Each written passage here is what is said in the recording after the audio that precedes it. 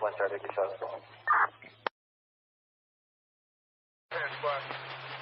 Officer still stands for talk? No. Offender in custody?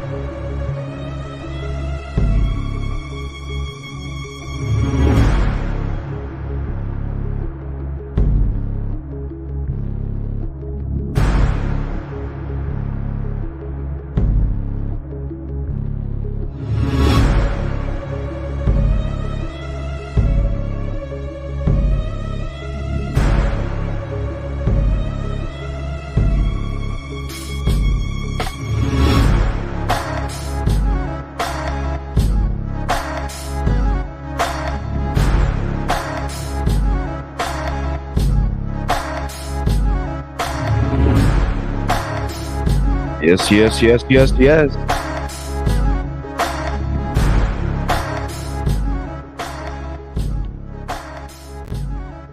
We're going to be getting into it today. What's up, everybody? Happy Thursday morning. Early afternoon if you're across the pond. Or I should say mid-afternoon. What's up, everybody? I got something special for you today. Always have something special every show. We're going to be going through some of this tunnel stuff. I know there's a lot of people been asking in the chat the last couple shows about this tunnel stuff. We watched the demo yesterday. The way that they were going at that foundation, we watched the whole thing. I don't know. To me, there's tunnels everywhere. You should look up Las Vegas. They got some really interesting tunnels under the city over there. Every city has tunnels. Every city has tunnels. Now, you watch them dig that foundation. I mean, they were just boom, boom. You didn't see no broken pipes. You didn't see chunks of anything. The only thing is maybe because that other channel talked about it, they hurried up and got rid of them. I don't know. But all from what I'm looking at and what I'm seeing, and then I'm looking at the construction equipment. Like I said, I ran a development when I was doing construction, and I'm sorry, I've watched a lot of foundations get dug out. I've been down in the foundation digging out.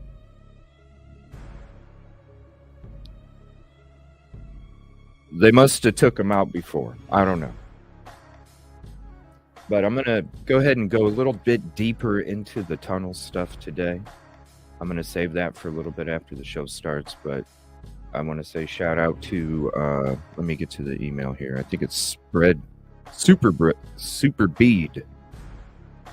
Shout out to Super Bead for the email. I appreciate it. A lot of information, and I think you all are going to be very interested to see.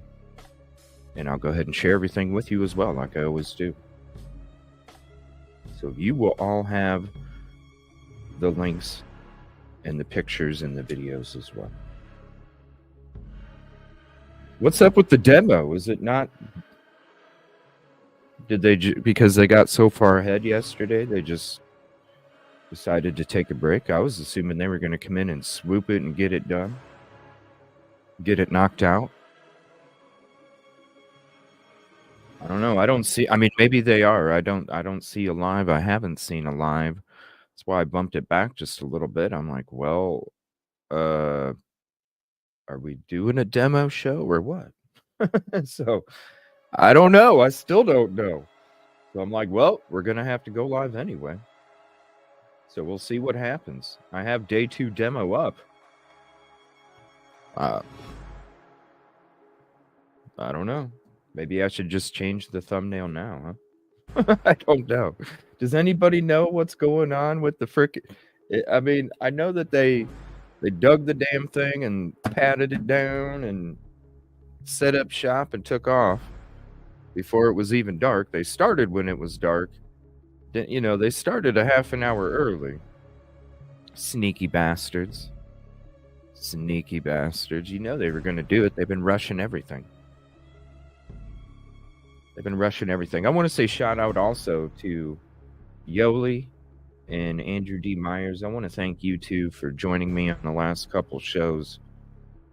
I love being able to have, you have one attorney that used to do criminal, now does civil, Andrew D. Myers. Then you got Yoli, who does civil, that really wants to do criminal.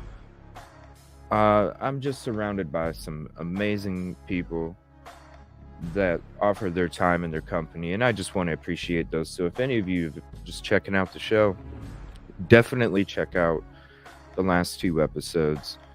We had really good friends of the show on the last couple shows, and they both have very good points, and I can't wait for us all to hang out together on a show, because I think that's going to be very interesting, and I'm going to have a lot of questions, because I want to hear both sides.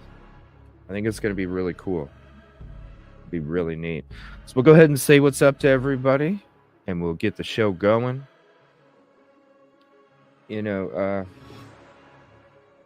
a time lapse of the demo, so I'll go ahead and play that. Shout out Caddy. I apologize. We got sucked into so much stuff last night, I lost track, and because the law and crime thing was one of the things I was going to play for you first, the time-lapse video, and I feel really bad that I got sidetracked. So we're going to start off with that tonight. Trust me, I'm not going to say it's never before seen footage or images, even if it is, because you all haven't seen all my footage or photography, but I don't know, it just seems tacky. What's up, Storm Dancer? I could put it on every title. You know what I mean? I don't know. I'm not very good at digging up information on, but I do try. I have a question maybe one of you could help with. Well, what's up, Storm Dancer? Let's see. From 9. Yes? In the PCA, it says from 9 p.m. to 1:45 a.m. The formal. What night was that? Now, we did go into the axe stuff last night, too, so if you missed the creepy pictures, too. Moscow axe throwing. And I need to ask Andrew if those are the things he was talking about. I'm pretty sure. What's up, Debray? Ticket number 15. Uh-oh, is StreamYard not showing any messages? Uh-oh.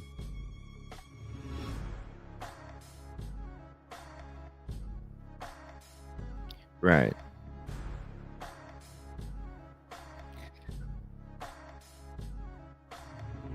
I think they were there the whole time. And I think that the frickin' event has something to do with it. And nobody wants to say shit. And so everybody has different stories. And the police are just so used to noise complaints that they don't even know how to do a fucking criminal investigation. So you mix all that together, and that's what you get. I don't know which one was it. Which story was it? Oh no, this one sounds more. Yeah. I don't know. Let's just get the one that fits. That fits. What's up, Katrina? How are you? Curious. Oh shit. What's up, Blue Brad? How you doing this morning? Unravel. How are you? Putting out some Chris Watts stuff like crazy, aren't you? If you enjoy Chris Watts stuff too, I do need to have a show on that sometime in the future. But if you do enjoy the Chris Watts case, definitely check out Unravel. She has a lot of great videos, a lot of good videos on Idaho4 as well. Margaret, how are you? I'm sorry. I hope you get to feeling better. That's the worst, right? The back. Ooh, my sinuses. What's up, Ty? Good morning. How are you? Cats are on Zoom mode right now. Oh, you gotta love life, you know? You gotta love life. Ticket number 21. Thank you, Kib Kitty. Oh my gosh. Whoa, Debray. Spinal infusion surgery. Ouch. What's up, 49er girl? Ticket number 26.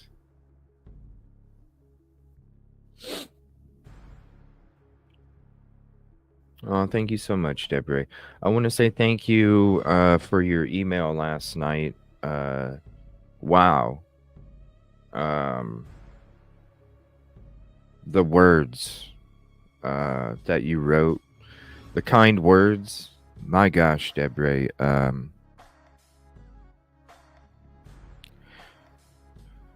You know, I'm going to keep that email because, let's be honest, we're all humans. There's some days that I doubt myself, you know, when it comes to if I should be here on YouTube, things like that. You know, we're all human. You know what I'm saying? And it's messages like that that will take somebody that kind of veered off the highway where you hear the prrr, and it just pulls them right back onto the road. And I want to say thank you, Debray. You don't have to say those words. Nobody made you email those words. Nobody made you feel those words, but you chose to do it anyway out of the kindness of your own heart. And I just want you to know how much those words mean and how much I appreciate them. So thank you for taking the time to write those words and to send that email. I appreciate that. Riddler, what's up? How are you doing? Love the intro. Thank you. Shout out Charismatically Clever and the Architect. Both. We got the Architect with the music here in the background and Charismatically Clever with the cool ass double intro, the double fisting intro. That's what it is. Double fisting. Shout out Grizz. Hope you're doing all right, buddy. Huge thanks. You too, 49er girl. I appreciate that. I'm just 1/4000th of that part. It's all of us, and we all have an equal part. So thank everybody. And yourself, too, because you're a part of it as well. Gut Feeling, ticket number 19. Thank you for hopping in, making lunch for the hubs, and doing the breakfast thing. Holler if you need me. What's up, Caddy? Control Alt Delete. Good morning. Ticket number 29. How are you? D Marie. Ticket number 39. Thank you for hopping in. Echoes sneaking in with number 30 and a star and the golden ticket. Oh, it's all good. Get some rest. Spend the time with the family. This technology shit is secondary. What's up? Ticket number 31, Megan. What's up, Kim? Thank you. Thank you for the kind words. The intro has me pumped. It has me pumped too. I love it. Especially while I'm hearing it. And you just, and then towards the end of it, you got the, it's like, you just want to, it's like you feel like you're the, because I always throw 80s shit out there, right? So it's like you feel like you're the Kool-Aid man busting through that wall right at the end of this song, right? Watch. We're going to turn it up. This part right here.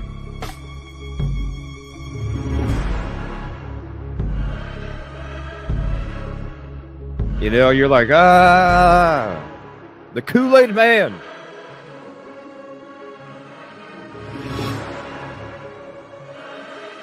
The Kool-Aid man, Here you go. All right, you're starting to run. Here you go. Wall. It's like, boom. Yeah, the Kool-Aid man. You just want to just bust through that wall, What's up, everybody? I almost said good morning, happy Friday. And then I was like, oh, shit. All them hours in just a few days of travel, it really threw my days off. I'm still like, wait, it's Thursday. Yeah. Is it Friday? No, it's Thursday.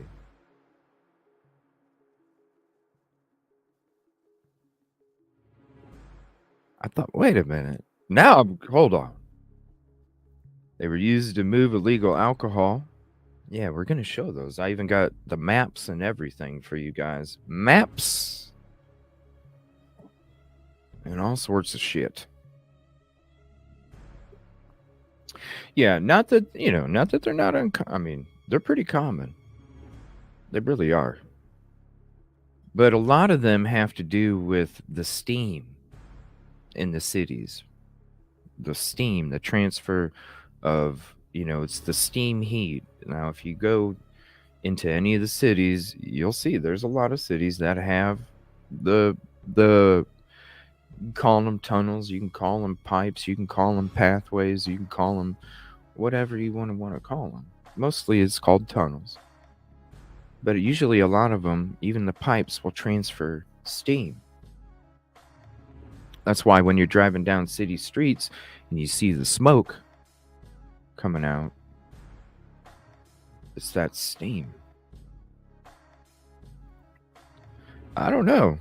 But that's the thing. We never saw anybody showing up. What's up, Riddler? Gifted 1 membership. Uh-oh, hold on 1 second. We got to get I was not prepared. There we go.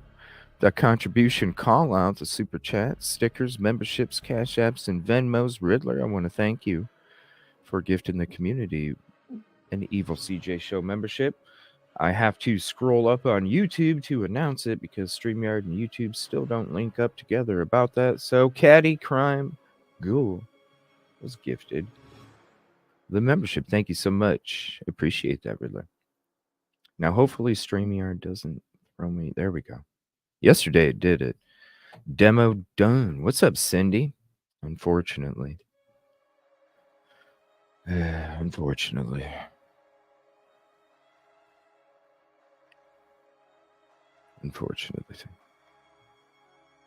It's sad, man. It really is. About the demo. Yeah. Like when we're watching even the prosecutors, that's why I'm saying. I went from saying the shout out Chief Dollinger. I was saying that the university influences the PD, right? But when I started hearing all these prosecutors talking like, yo, that's not good for the prosecution. Like all of them. Then I'm like, yeah. It goes way higher than that. Like I said, they got rid of the house. Next, they're going to get rid of Chief Fry.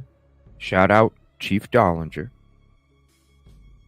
And then the prosecution team that's handling this case.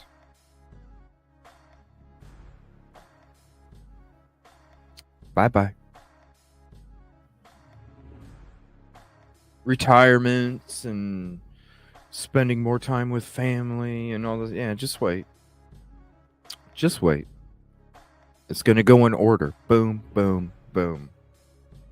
It's going to go the frickin' house, which it already did. Then it's going to go Chief Fry. Then it's going to go prosecution team. See you later. It's coming. What's up, Summer? How you doing? Mary Burns.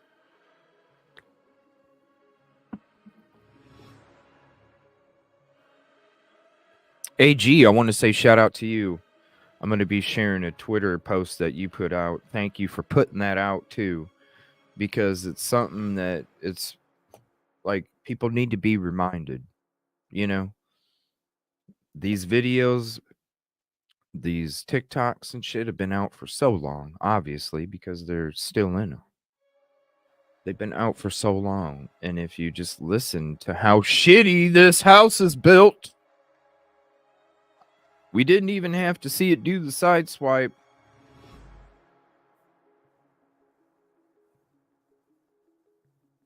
And it's not a surprise. The house was built shitty. When I went there on my trip, I'm telling you about the damn deck going like this. It's built like shit. It didn't surprise me. And AG, thank you for posting that. Because seriously, this is why it was important. So what? You know, oh, it's missing parts of floors and walls. Guess what? Go to fucking Home Depot and get some damn plywood. Because if the jury needs to hear how easily you can hear somebody talk, okay, we're going to talk at this level of conversation. We're going to talk at this level. We're going to talk at this level. Let us know which one you could hear, which one it didn't. Very important. Especially when it comes to the witnesses' statements.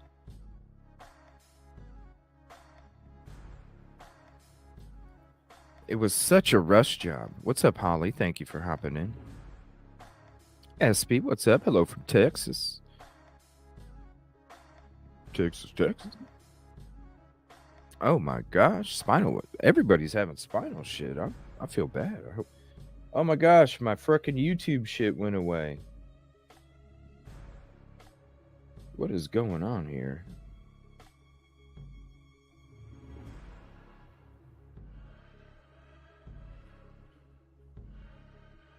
What's up, Grace? What's up, Dre? Good morning. Diana, ticket number 59. I come in. I don't even. Well, it's whenever you hit the like, Cindy. Just let me know what the number is. Teresa, is it Friday? Hold on a minute. Is it really fucking Friday? No, it's Thursday. Oh, it is Friday. Oh, shit. Whoops. I thought, oh my gosh. All right. Okay, I should be back on track now. It's Friday. It's Friday. The 80s was the beginning of my Coop 8 jam. That's it. I like to throw them out there. What's up, Sandy Toes? Good morning. Yes, I did. I did not get it added yet. I woke up. I'm sitting here. I got sucked into trying to find, is this demo on? Is somebody out there? Like, what the hell's going on? Then I'm like sitting there going, do I change my thumbnail? Like, yeah, I need to do that. Do I change my thumbnail? What? Like what? The domino effect. That's right. Mm-hmm. Yep. If you watched our Moscow PD Cribs again last night, in last night's show, you'll see why. It's money Moscow. You know? We're going to take care of you, take care of us. Why do you think? I mean, we even watched the interview where Christy Gonsalves was saying that they weren't even notified about Kaylee until mid-afternoon. And the University of Idaho put out a vandal alert at like 1, 2 in the afternoon. Chief Fry, you better tell him. I don't know why people are even asking why Chief Fry's telling the community that they were safe. I'm telling you why. Because the fucking president called him and said, I've already had students in a shelter in place and we need the students to come back. So tell the community they don't have nothing to worry about so my fucking students can leave. They control it all. What's up, Sandy Toast? Ticket number 53.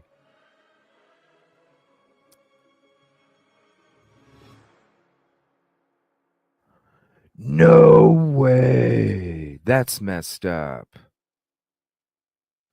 Wow. Purchased a truck and it ended up. Wow.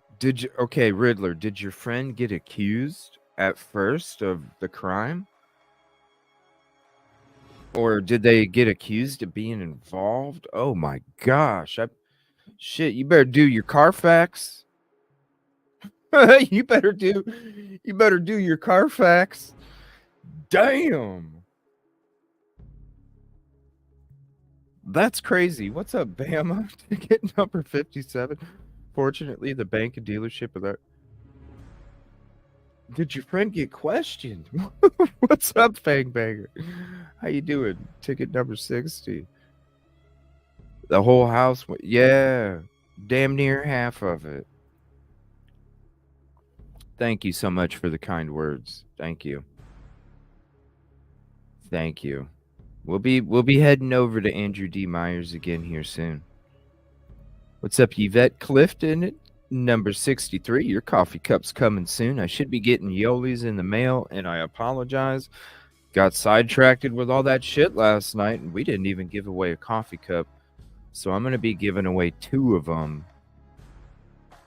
today. I haven't decided if I'm going to do one in the afternoon. Maybe I should. Maybe, yeah, I'll do one this afternoon, and I'll do one tonight, just to make sure that everybody has a chance. I feel bad we didn't even do the coffee cup giveaway. So we'll do one today. Let me see. Let's see. It's 11 Eastern. We'll do one at noon. We'll do a giveaway at noon. Get yourself a coffee cup, and I will let you pick what colors of Evil CJ show logos, what style you want. And when you get your coffee cup, I'm also going to give you your own personalized logo or name on your coffee cup because it's just for you. And that's how we do the merch over here. You get your own custom name on your shit too. John Morgan, how you doing? That's why it takes a little bit longer. Sue, ticket number 64. Thank you for hopping in. He was not accused. That'd be crazy.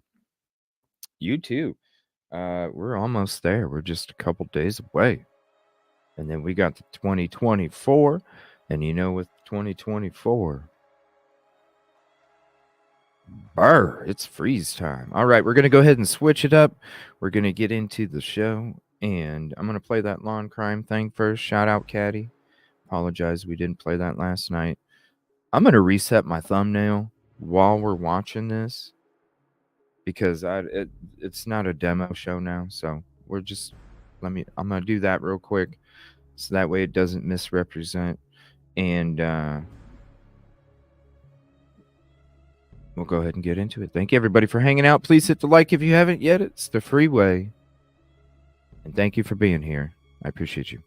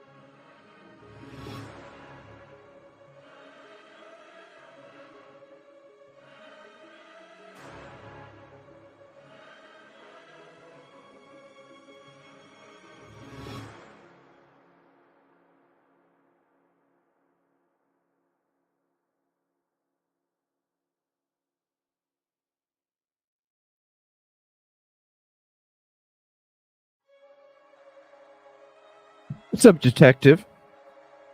Number 8. Thank you. Sorry I had to do the thumbnail and all that. Time-lapse video. Here is the link to this if you want it. Lawn crime.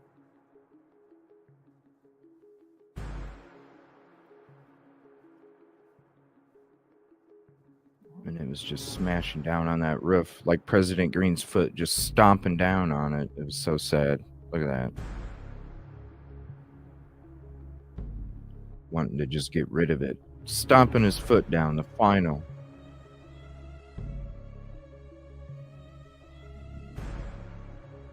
I know. Aw, Julianne, I'm sorry. It's a sad day for sure. Yeah, that is, yeah. It's a good comparison. Especially with the screening that they had a couple weeks before the crime took place and who the movie was based off of.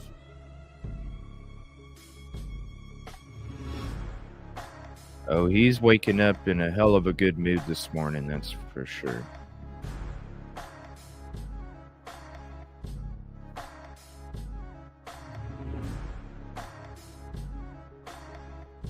I have the video. I have the video of when they showed up. I'll show that. I'll share that with you guys. It was 6:35 a.m. What's up, Detective? What's up, Devil Doll? How are you? Yeah, I'll show you the guys. I'll show you guys the video of when they showed up.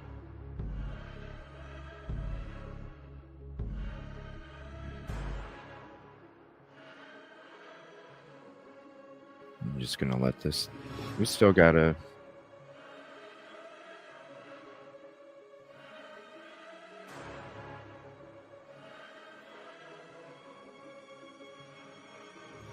So sad, man. I'm so glad I got my footage. So glad I got my footage. This is a perfect vantage point. You see what I'm saying? The hill goes up. The university's on the other side. You can't even see it from the frickin' university. They need to shut the hell up.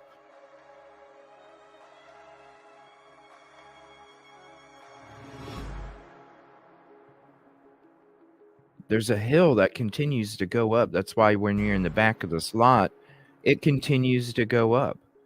And that's what I'm saying when it comes to who says the person wasn't across the hill that committed the crime. I don't feel like this person drove. I feel like they walked.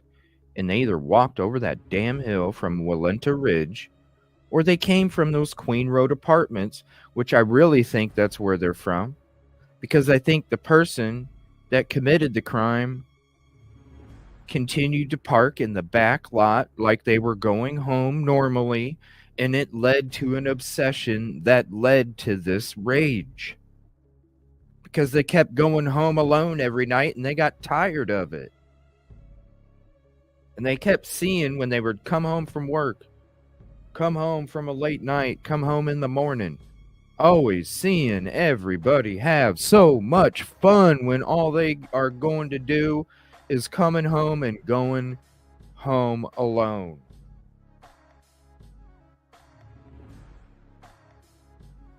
It's why I feel like the incel theory from Queen Road Apartments is the most logical thing that makes sense to me. It explains the rage. It explains the jealousy. It explains the passion. It explains not even knowing, because that person was probably ready. They just picked the day that nothing was going on at that house is the day that they went inside and got the shit that they had ready. They sat and waited by the trees where those vehicles are parked. They had their shit. They went in, probably with an outfit, came back out, put the outfit in whatever bag in the trees, dumped it in a dumpster, or might have even brought it back home. Because do you think any of those LE investigated any of those people living there that parked behind the house? That's why incel theory at Queen Road Apartments is I don't know. It just makes the most sense to me. That's just me though. But damn. Or right over the hill. It ain't nothing to walk up that hill. And like I said, if somebody's seeing you walk from the back of the property, which really is just a couple feet to the cars, and then you're walking from your car to your apartment and dressed in black, ain't nobody gonna think shit at 3 or 4 in the morning. They're gonna think you're coming home from work. Nobody is going to think that you did anything.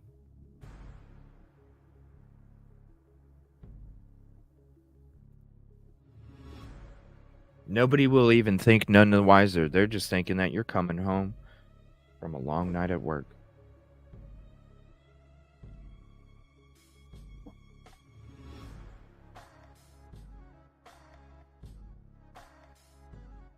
I mean, you got the conversation, walking to the grub truck. You got the event at the frat party.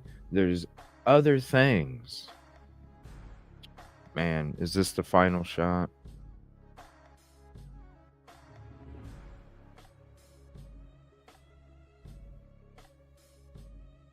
Yep, come on. Zoom down, zoom down. There's Queen Road Apartments. Oh, wow. We'll leave it right there. And that's a perfect picture, too.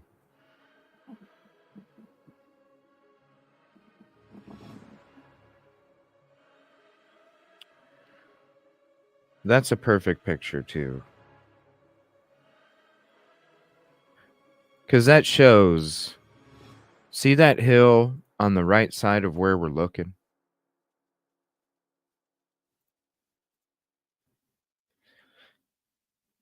So right over there is Walenta Ridge. Okay? Over here. You see that road? That's where you can turn around. They literally... when I'm there, I'm going to take you guys... I mean, speaking of, you guys want to... Never before seen. Well, here. We'll share some never before seen. Footage from behind the property again.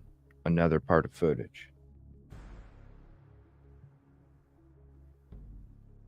Who in the hell is gonna see you, yo? Who's gonna see you?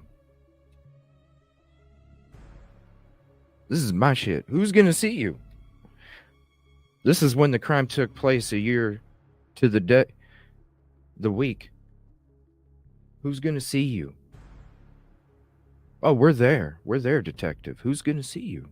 Right here. Where's that light in the parking lot that's gonna show you sitting in your car watching what the hell's going on back there? Because you see this spot on the right side, you split it up in threes, right? Vertical threes.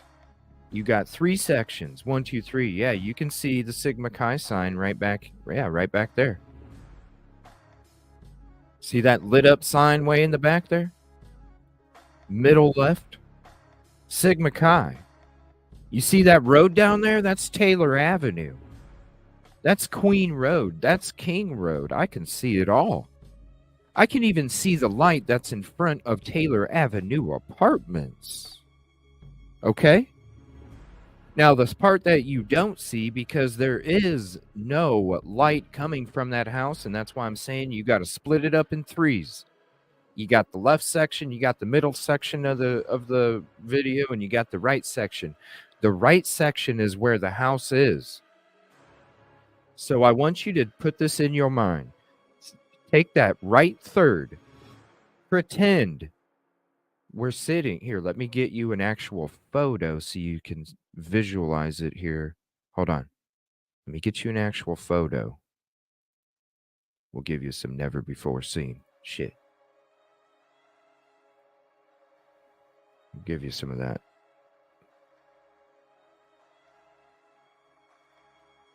So when you're looking at this photo, here, this is a different spot. Let me go to some other ones.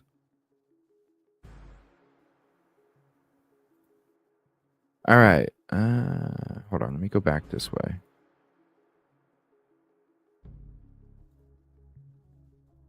Right about there.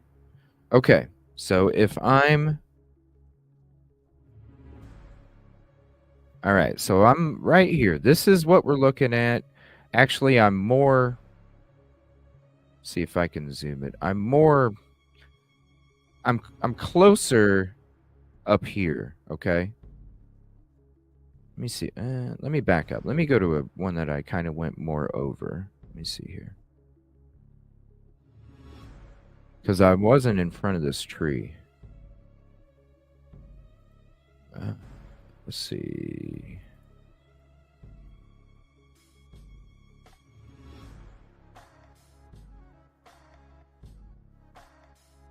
Let me see here. Hold on. If I can find a good picture. There we go. That's what we're... There we go. Right there. Okay. So this is what you're looking at, okay, on the video. All right? You got the house right here. You got Sigma Chi. You got Taylor Avenue. You got King Road. And then you got Queen Road going here. That's everything that you see in that picture. This is the daytime view, okay? So now when we're switching back at night, right? And you're you're parked in the back. You're parked in the back. And you're watching...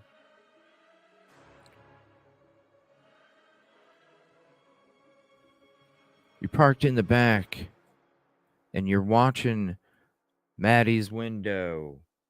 And you're watching the sliding glass door on the 3rd floor. And you're watching the sliding glass door on the 2nd floor. And you're watching the window here. And you might even walk to the left. You might even walk to the left and you could look over that way and look at this. You can turn around and see everything that is down below you. Even the cement stoop. And all you have to do is look. You could literally walk on the left side of this tree, people. You could walk on the left side of this tree and see everything that's going down on that property. So when you're looking at this again and you're sitting in your car or you're standing to the left of the tree and you're watching everything and everybody have fun and these gorgeous women and these handsome guys and everybody's laughing and having fun and drinking and having a great time while you continue to go home every day and park your car in the same spot because you don't want to park it on the other side of the parking lot because you live right at the corner of the Queen Road apartments and you shouldn't have to walk all the way to the other side so you don't have to see this all the time when all you do is you want to come home and be in a good mood, but instead you come home and you park normally in a parking lot that you normally would park at because why should you have to do anything different for your comfort? But you get so uncomfortable when you sit there and you watch everybody have fun. And not only do you go home to your apartment at Queen Road Apartments, but also remember you just went through COVID for 2 years and you were isolated during that time too. So you contribute that to the incel theory. And you contribute the fact that, no, they say the house could have been a target. You know why it could have been a target? Because it wasn't maybe not necessarily any certain person in there, even though maybe one of them or two of them got more than the others. It could have literally been somebody that just came home, just moved into the apartment, started classes, came home, started parking there, and next thing you know, they came home one night and they said, "Oh gosh, look, I can see inside the sliding glass third floor sliding glass door. Whoa, look at Kaylee's room. Wow, look at Maddie. I can see Maddie putting on her makeup when I'm just, you know what I mean?"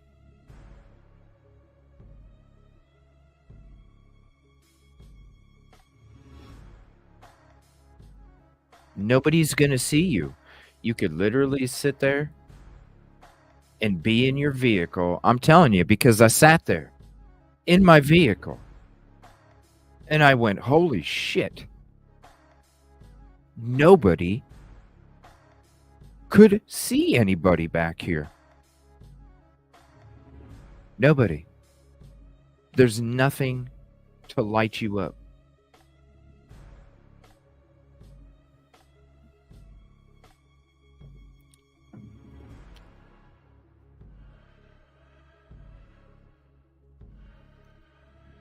Have you guys seen the incel theory that I did?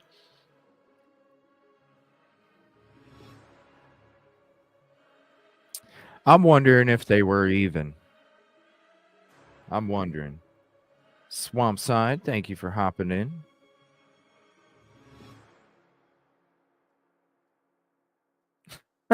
Gut feeling. That's funny. This is a therapy session. We're just chill. Oh, isn't that creepy right there?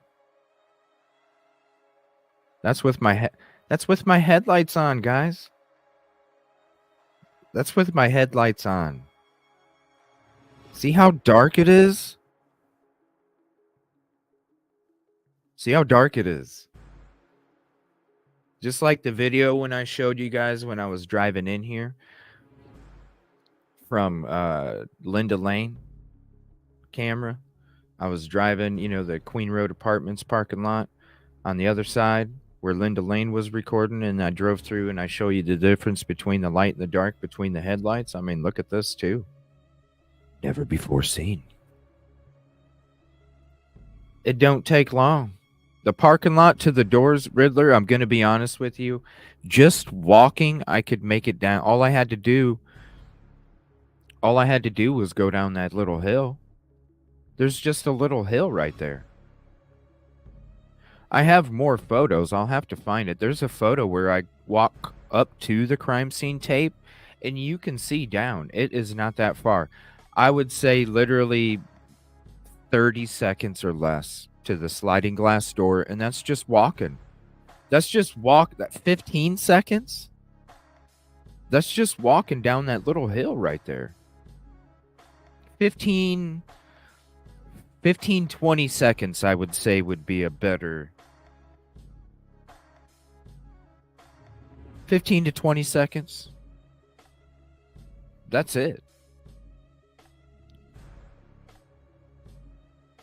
What's up, Lynn T? Ticket number 83. I'm going to go cycle through. I'm going to find that picture for you guys so you can see what I'm talking about as well.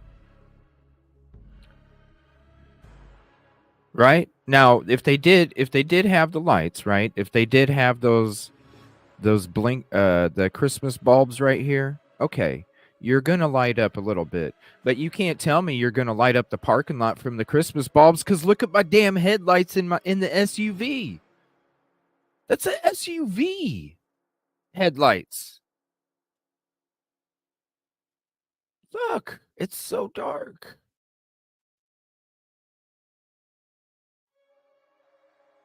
So even if they did have those glowing bulbs in the back, it's still not going to light it up. It is so dark there. Ticket 84, finally awake and drink. Ooh, I need to drink my coffee. Let me find this picture for you while we're watching this. Let me get that picture up to the crime scene tape as well. Let me see here. Let's see. Oh, there's so many. Let's see.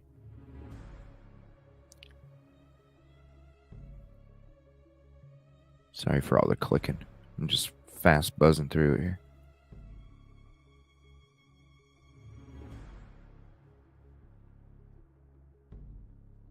Okay. So here's another picture that I can show you.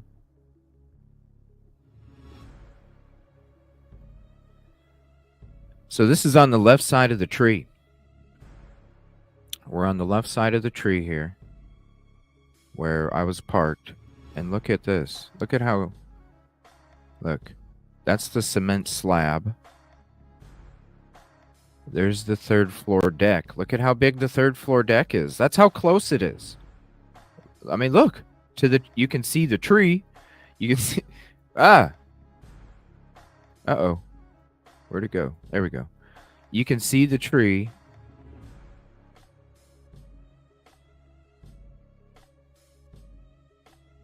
You can see the tree. You can see the crime tape.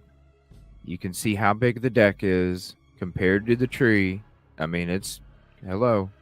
You can even see the freaking light there. You can see how big... The cement slab's not very big outside. Look. So literally, this is what I'm saying. You could be right here. I mean, look at the foliage right here. You could chill right here and see everything. But all you had to do was just walk down that little teeny hill. A few steps, you're close to the cement slab, you walk the fuck in. Or you're on... Let me see, hold on. Or you're over here, right? And you're on this side, and you can just plop. You can go down that little teeny hill. Excuse me. You can go down this little teeny hill to the side of the house. There's no windows on the side of the house. There's no windows on the side of the Queen Road apartments. Nobody's watching you fucking hop down in there. And really, that only takes a couple seconds to hop down in between the little ditch, between the house and the small hill. And then you're right here at the back of the frickin' deck. That's the bottom of the house. That's the top of the deck. Remember, there was cinder blocks out there next to the grill? Nobody could have stacked up the cinder blocks? Or you're going to tell me somebody that's not 6'3" couldn't hop up and grab the edge of this and climb themselves up?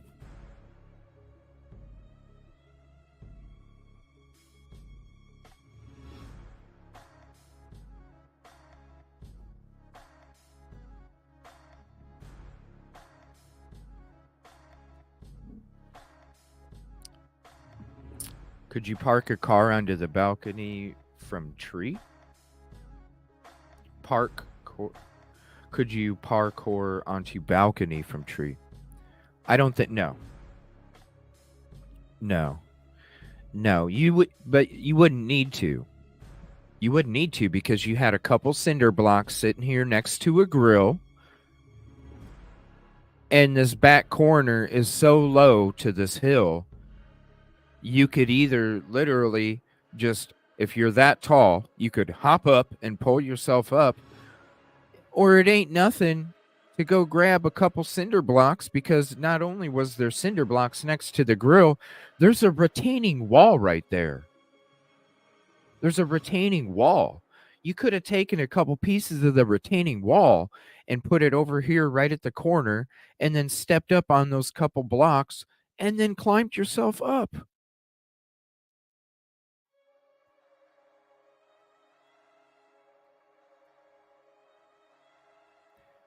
You got the bottom right here. Here's the bottom of the house. Bottom of the house is right here. There's the floor of the deck.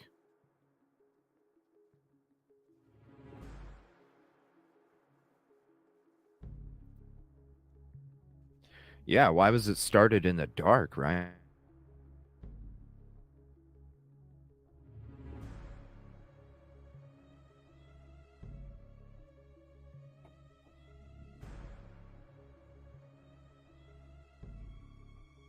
Yeah, you could have. I mean, there was a part There was a part where there was no crime. Let me pause this real quick. There was a part here, look, right here. There was no crime scene tape. That's what I was saying. When I was there was a piece missing from here to all the way over here. I could have walked through there, but I'm not fucking stupid. You know what I'm saying? Like, duh. I know there's supposed to be I know there's supposed to be a piece of crime scene tape there. So I'm not gonna, just because somebody's front door is unlocked doesn't mean you can just walk the fuck in. You know what I mean? So no, I had to respect that. But yeah, you could have, Yvette. You could have walked right up to the house. Like I said, 15 to 20 seconds max. You could have been there. Or the ladder. But I'm talking from the back. Who knows? I bet you it's 11. That was one thing I wanted to find out today. I wanted to know if the ladder was still leaning up against 1112, because I'm pretty damn sure it's going to be, because I doubt anybody over there is going to be touching it. But now we're not going to know where the ladder is, because I bet you somebody moved it today, and I don't know. Is there a live feed going on out there? Because I was looking all morning for a demo live feed and I didn't see one. Just because they dug everything up doesn't mean they still ain't got more work to do. I want to see them do the work. I want to see them I want to see them doing all that. I want to see them do it. I don't care if they already dug out the foundation.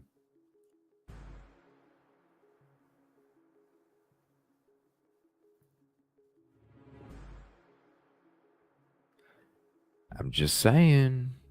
I mean, AG. I don't know if many of y'all have seen the incel theory, but at Queen Road Apartments, but I'm telling you, I give you the footage and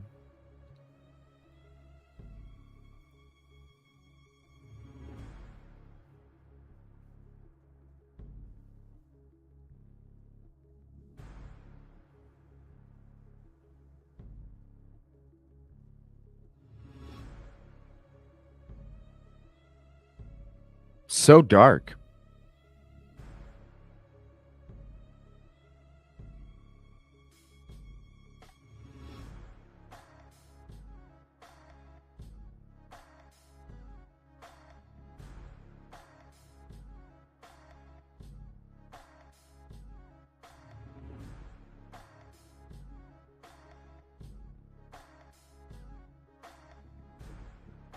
Never before seen.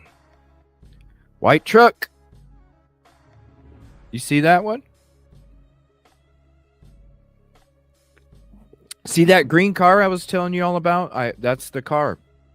Whenever I refer to that green car, there's that green car. All somebody had to do was walk home after committing this crime, if you're going with the incel theory at Queen Road Apartments. Because all those parking spots are taken for all the people to the right. The people that park where I park live on the left side of this building, y'all.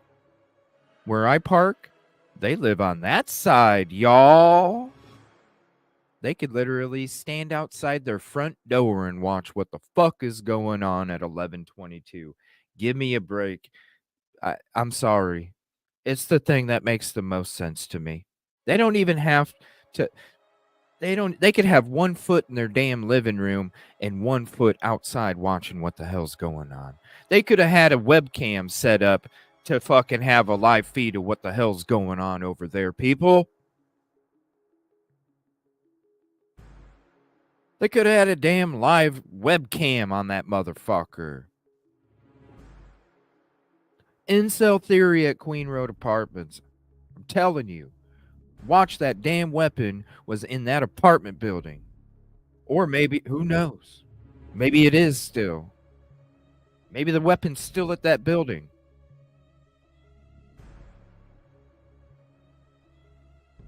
I'm just saying. Watch.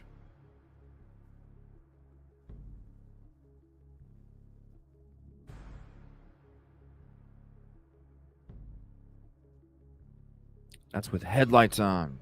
How dark it is. Can you even see the trees up there barely? Hell no. And all they had to do was walk home. You can't tell me they didn't have a... Look, there's an upstairs balcony too. How small is the camera? Give me a break. It's called Wi-Fi.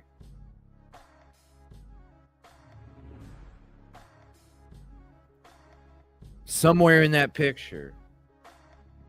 Somewhere in that picture.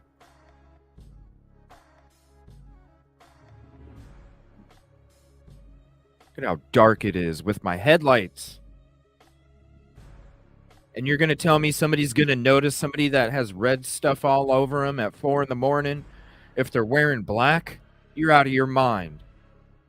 Oh, wow, somebody's coming home late from work from their car in the back parking lot.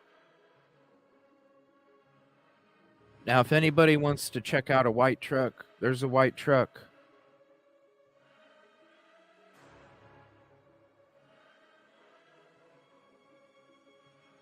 Ooh, there's that Elantra. There's the Elantra at a night. Ooh, this is never before seen. Look at this. We got the Elantra with the one that we did in the daytime. It's parked there at nighttime now. Look at that. There's the EX. Get that. That's a good screenshot right there if you want it. That's a good one. Yeah, there was security. Yvette, there was agents there. Now, shit makes sense now because, like, when you see... Where's this picture? So there's a video when I took these pictures. Here, let me share this. There's a video when I took these pictures. This is an agent's vehicle right here. This is one of the times that I showed up that there was an agent parked there.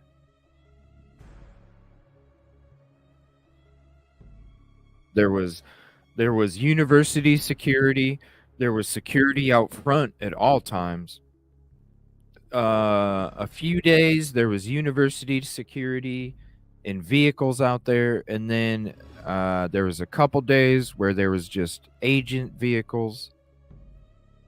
This one was only there for, I think, 2 days. This SUV was only there for 2 days. But some of the other ones, there was one more vehicle that was parked back here towards... This is, let me think. This is in the middle. I think it was at the end of me being there. No, this was towards the end of me being there. The beginning was the other vehicle back here. And then the other vehicles were mostly parked in front of the house or alongside that little side street that you just drive down over here. There was a couple vehicles... let's see. There's a couple vehicles down this side street here. Yeah, there was security all over.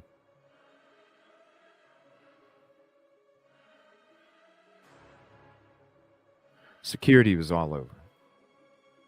And then you had the warnings about, different things and all this other stuff, so...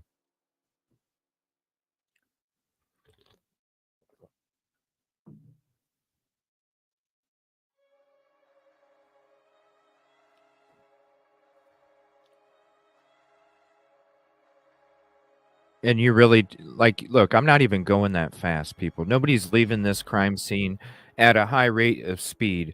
I'm literally going 5-10 miles an hour. And you see how close I get to the dumpster. You see how close I get to the bush when I'm turning. And you see how close I am to the apartment building behind the bush.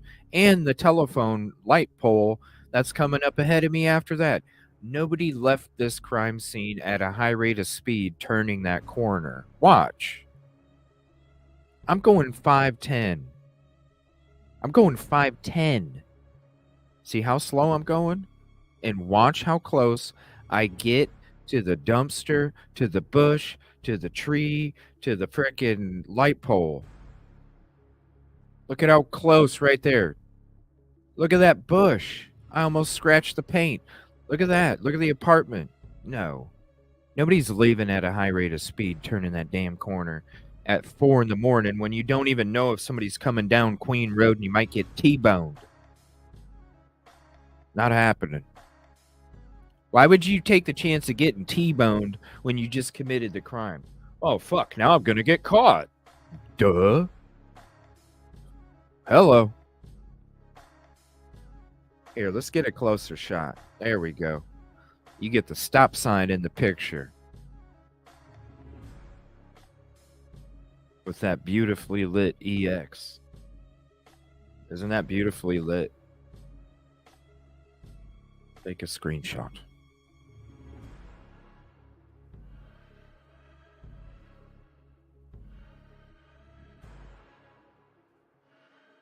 It's so dark there.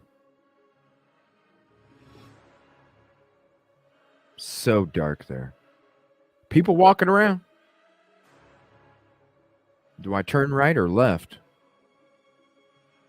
Because people always walking on Taylor, yo.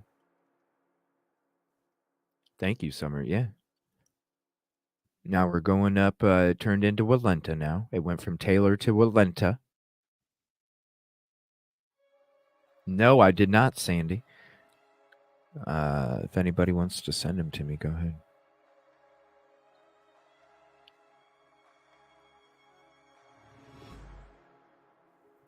Yep. Look at how dark it is, people. Look at this. Above the headlights.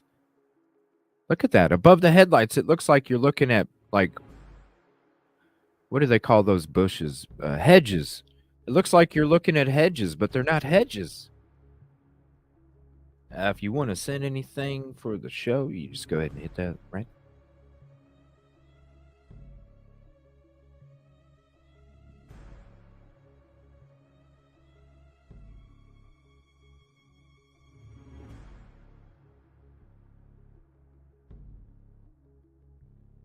Looks like hedges. It don't look like trees and bushes. All right. Now turning left. Walenta/Ridge. Look at how dark it is to the left now. Now, when I'm trying to show you guys, you could either go up the hill from the parking lot if you're back there. I'm going to take you to something else real quick to kind of give you a better visual for a slight second.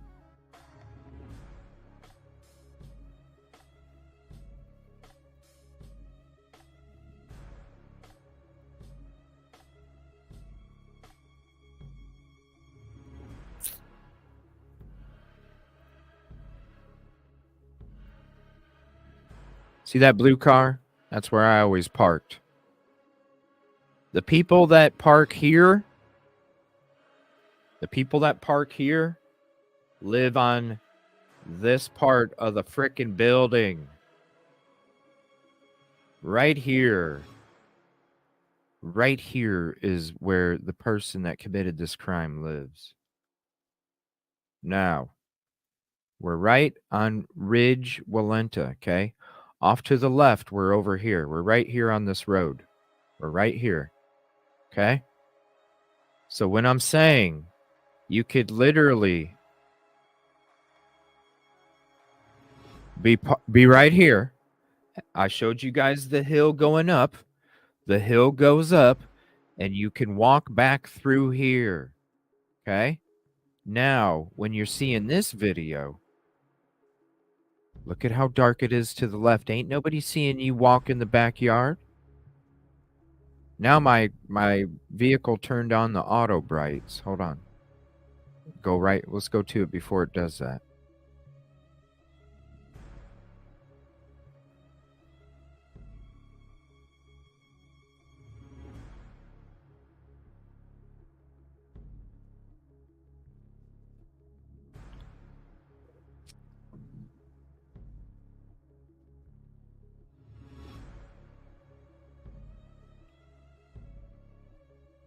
You ain't seeing shit.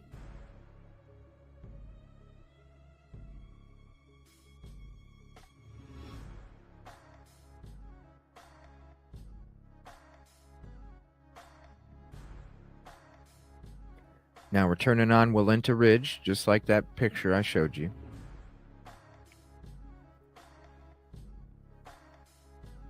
Look at how dark it is before the auto brights come on. Over to the left is that house I was showing you where I zoomed in on the street. That's where we're at. We just turned the corner. We just turned the corner and we're heading down this road. We are right here where it says Ridge Road off to the right. So the lights that we are seeing from the house are coming from this general area right here. So when I'm saying we're looking off to the left, this general area right here, look behind, look how close. Then when you go back to this and you see how dark it is, ain't nobody seeing nothing.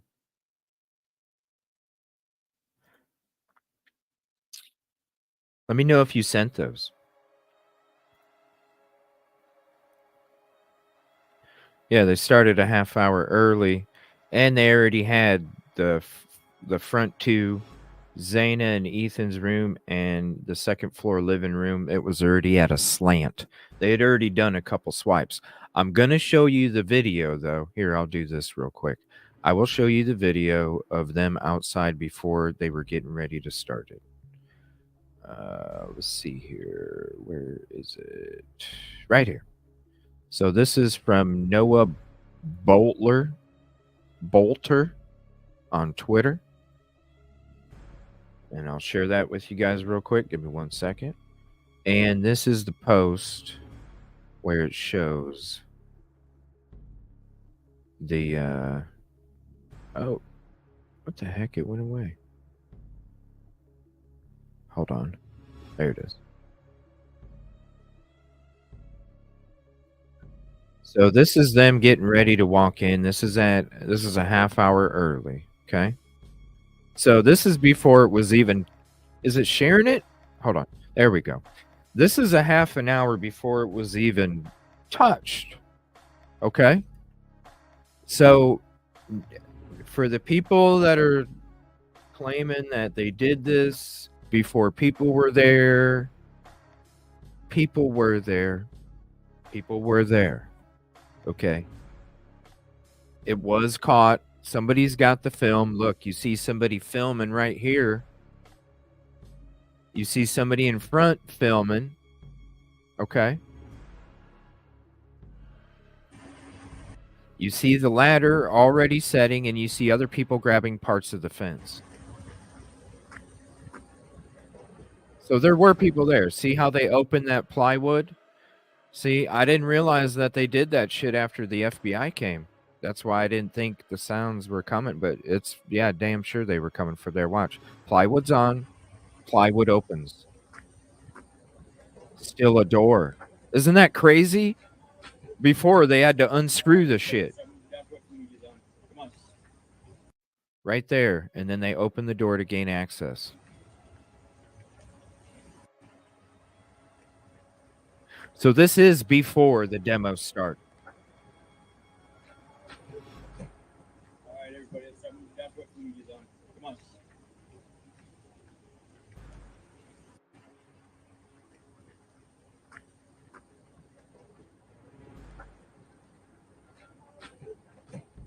All right, everybody, let's start moving down to food is on. Come on.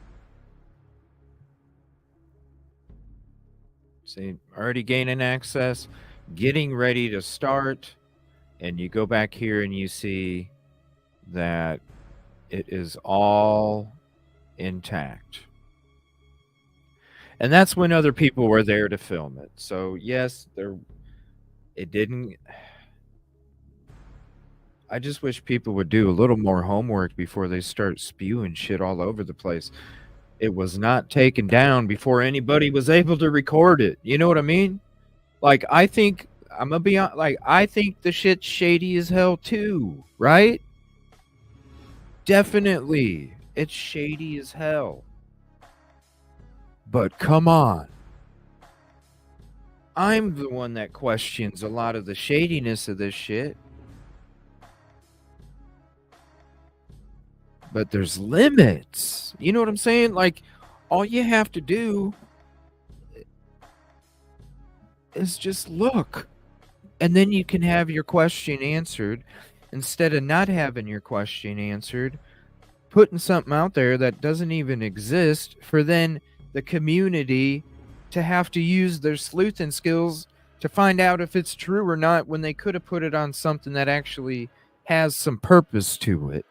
When if the person that has the voice actually used the voice and did the homework. It's crazy. I don't know why people are out there putting out shit like the house was torn down before anybody was even there. After it all flattened, I can show you that too.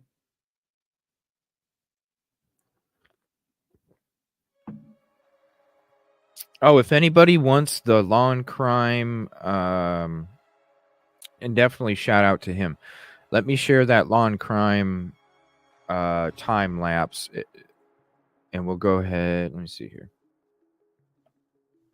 There's the link for the time lapse. For any of you that didn't get to see it, let me go ahead and share it with you real quick. Now, yeah, when they start, and I think this is where people are getting their information from, right? Because you could easily go to you could go anywhere and find photos of the house still intact, just like this, where people were there. It doesn't take long to do your homework. It's just clicks and views. You know what I'm saying? And it's just crazy. The only thing they're going off of is because they were just lazy enough just to watch a live feed. Because if you're lazy enough to just watch a live feed, then yes, you're going to sit there and say that the house was demoed before it even started, before anybody was there. They did it sneakily. Nobody could see it. No, you're wrong. Because you're too lazy to just watch a video instead of doing a half an hour's worth of homework. Because it doesn't take long. It was intact. So when we go to watch this time lapse, of course the time lapse is going to start off. The recording that I have from local channel 4 of the demo was started late too. You know?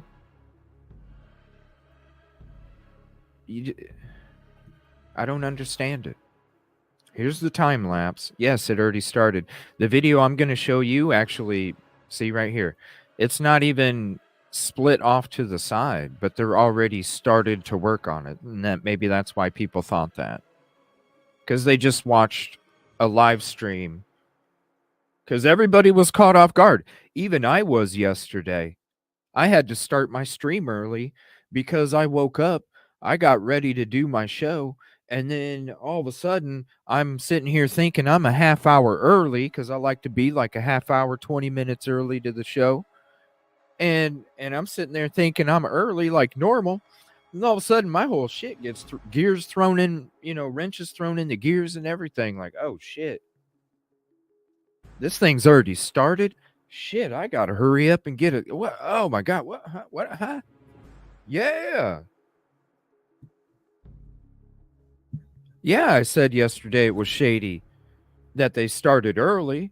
I wasn't saying that people weren't there and they were taking apart Zaina and Ethan's room and all this other stuff before people could arrive and record or see what was taking place. It is shady, though. Yeah, for sure. We said it. We all feel that way, We all care. What's up, Tiffany? How you doing? Good morning. We all care. I think AG, I don't know if you've been in the last couple shows, but I feel like it's about a female. I just, when you look at nothing, not even a naked man running away was used to say that it was Koberger. Not even a man was used as part of the witness statement, right? To claim that it could, because they took pieces of this and pieces of that. If it was a naked man running out, wouldn't they have said, well, we didn't know how he left the house, but we know that he disrobed. right? They didn't even include that, y'all. That's why I'm like, you know what? Her testimony is about a female. They didn't use nothing, not one tidbit from BF's testimony to tack it on. Right? Not one tidbit of BF's testimony. And wouldn't they have used a tidbit if it included a male? BF's statement includes a female, not a male. That's why not a tidbit was used, not even the naked man.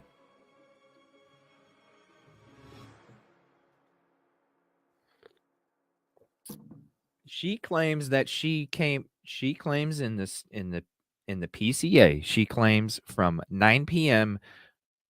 approximately 9 p.m. to 1:45 a.m. she saw Ethan and Zaina at the Sigma Chi party. Then she says that they arrived home. She knows they arrived home at 1:45 a.m. So if you saw them from 9 p.m. to 1:45 a.m. and you knew that they came home at 1:45 a.m., it means y'all walked home together from the Sigma Chi party. Hello? It means y'all walked home together.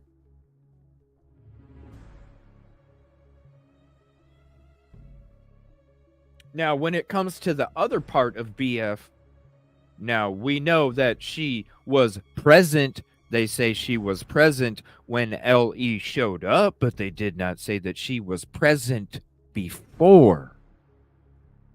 Only in the press conferences, they said that the victims were downstairs.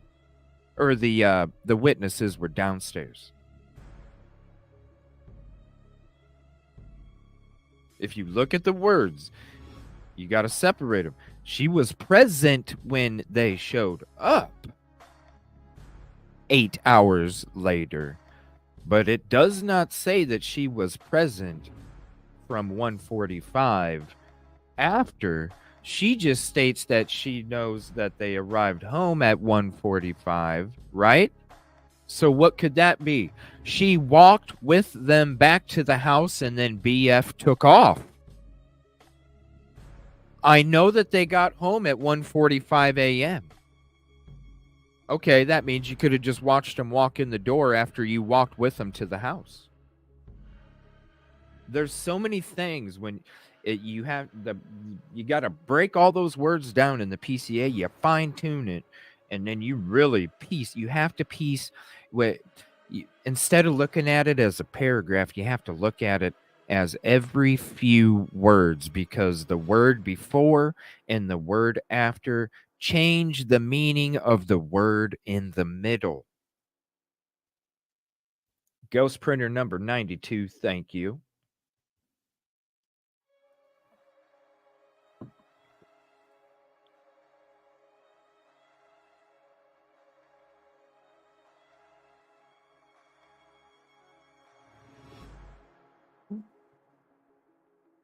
Good evening to you. And there's something else. We're going to talk about this house. Shout out AG, because I'm going to get to yours, and we're going to get to some of these other things. Tunnels, too. Oh, my gosh. I'm going to show you guys the real shit. Because you know what? It's about 2024, and we're ready for a freeze moment, all right? Yeah. American Princess, what's up? Ain't no dang naked man, says Katrina. Ain't no damn naked man. I don't need to have any kind of flashy soundboard, you know. I'll just make my own sounds, damn it. Ain't no damn naked man. Out of your mind.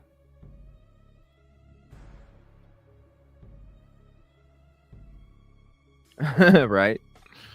Right.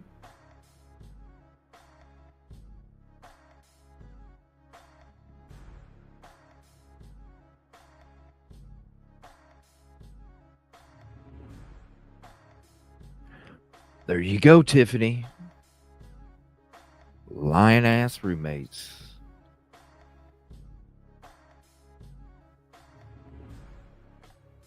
I don't know what is true. We should read through the PCA again, even though we've read it a billion times. Maybe we should read through it again. But I really would like to get to, if anybody wants to help out for the show this evening, I'm going to try and have, I've been talking about having the press conferences, not like all of the press conferences, but not the statements from LE, just the questions and answers from the reporters, just those parts of all the press conferences. So if you do want to help me out, I do have them in my folder. Man, there's probably 3,000 videos in there by now. I'm gonna try, but I'm afraid, because I always want to make sure. I'm afraid I might miss a press conference. So if you want to do me a favor and you want to help out and send me whatever press conference that MPD had from the first day of the crime up until even today, but you know they don't because of the gag order. But you know what I mean. All of them. And then that way, if for some reason I come across it, I might have it already, but you never know. I might not have it. And then it could be one of those, oh shit, I'm glad I didn't miss out on it. So if you want to help me out, go ahead. I'm going to try and have that ready for the show tonight, where we're going to go through all the press conferences, but we're just going to listen to the Q&As. We're going to watch the body movements, how they answer it, the words that they use. Remember, the middle word depends on the word before and the word after. We're going to pay attention to all that shit. We're going to dig into it tonight. So if you want to help out, please send it to any of those locations. Discord, Twitter, or Gmail.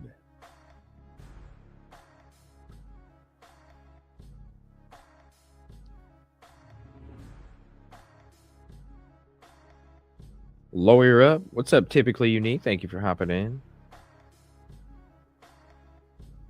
DM wasn't with any of the roommates the night of the crime, and so where she was and who she was with is in question. Huh? Yep.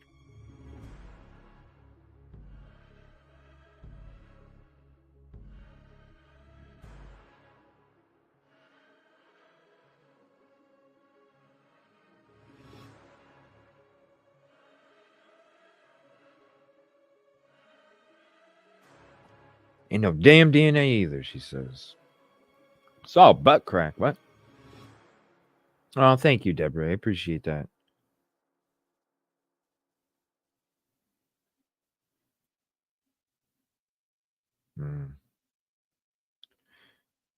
So sad. Lucky ticket 100. Thank you, Mark and Betty.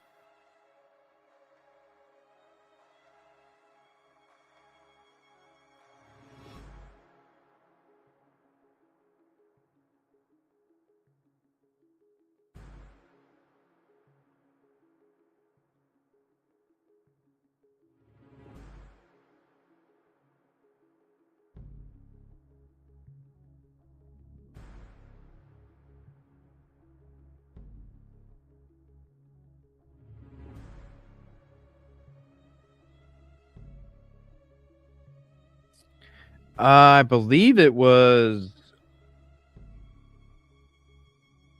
a few minutes after 9. Riddler, I can't. Trying to dig through my head here. Somebody let me know. 902, 903, 903. Does anybody remember? I could have swore it was like 903, something like that. A couple minutes after 9. Does anybody remember?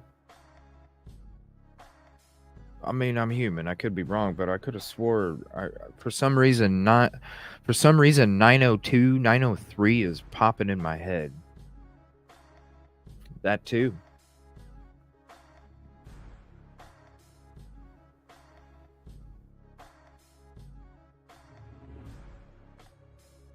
Can you also go over the stuff that MPD asked Public's help with? Because I'm sure they wanted info.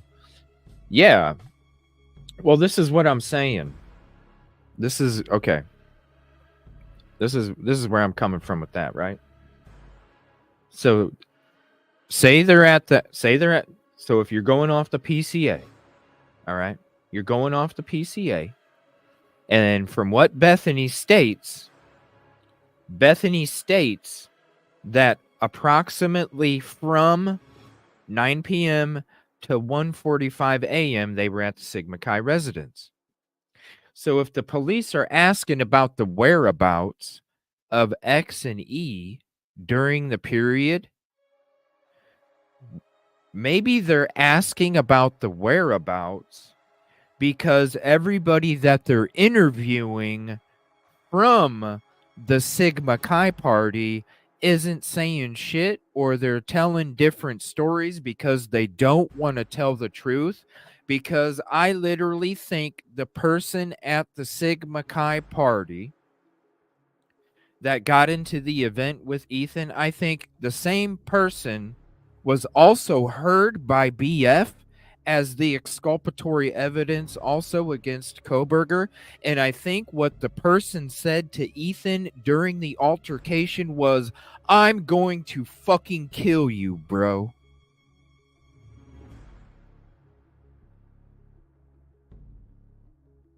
I'm going to fucking kill you, bro. During that fight. That's why I think PD is asking for the public's help with what their whereabouts were, because they were at the party, but where at the party were they? Because everybody's telling different stories because nobody wants to tell the story that the person that had the altercation at the Sigma Chi party told Ethan he was gonna fucking kill him in the fight.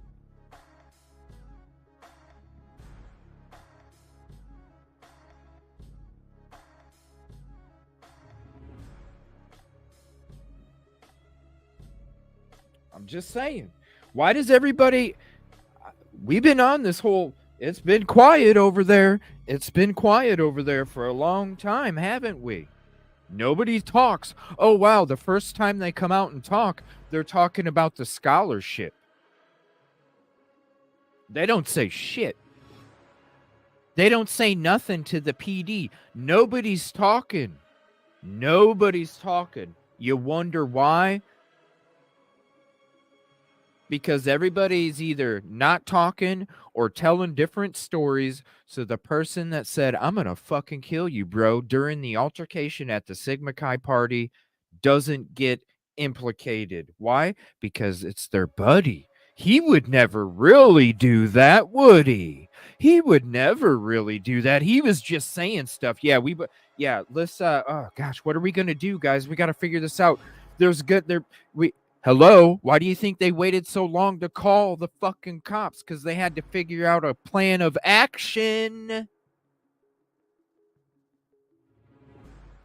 We got to get everybody together. We got to figure out what the fuck we're going to say. Because he didn't do it. And I wouldn't be surprised if that same motherfucker showed up at the house the next day, the next morning, pretending like he wasn't there. But really, he was there, pretending to help and act like he didn't know what the hell was going on because he didn't want to get in trouble. So what do? You commit a crime amongst friends? You go amongst the friends after the crime's committed so they don't accuse you, right?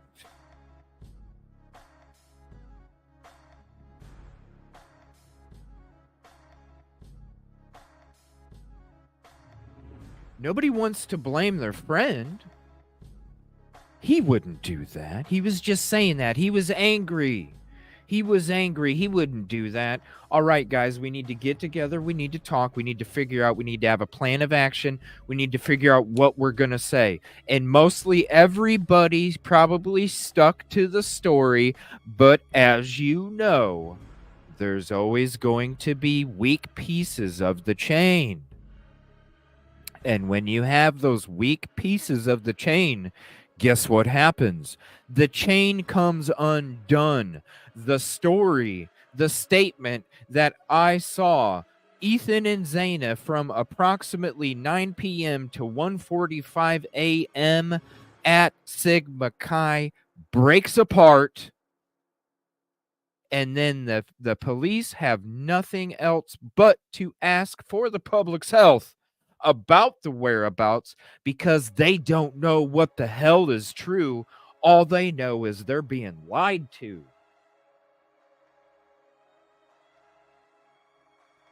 They're being lied to, and they're not saying shit.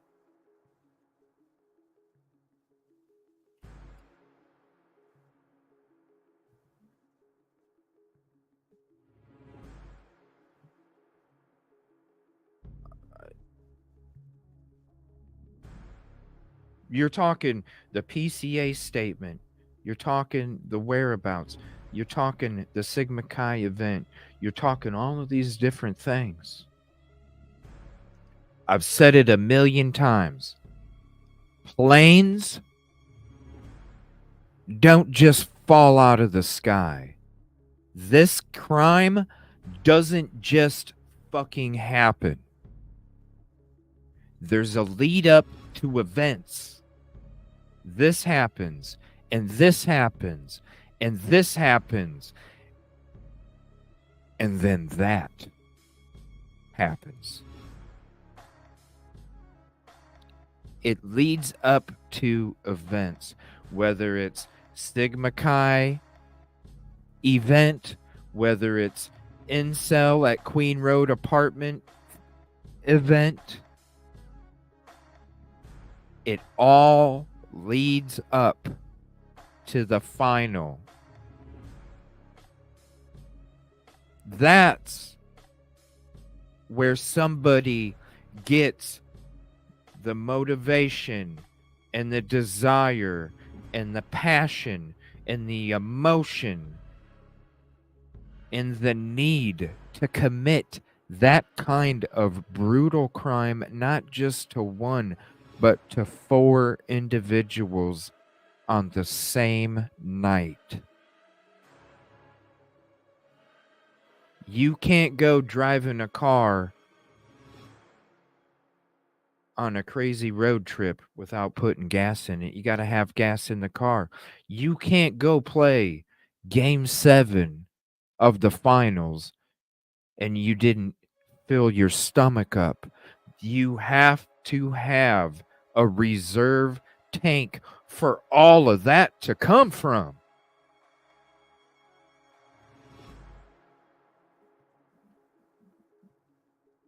This was not just a snap of a finger. Somebody on the street with nobody heard.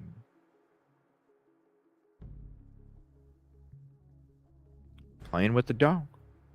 Who's to say somebody didn't climb up that 3rd floor balcony, hide in that closet, have to play with the dog to go to Maddie's room to start the process?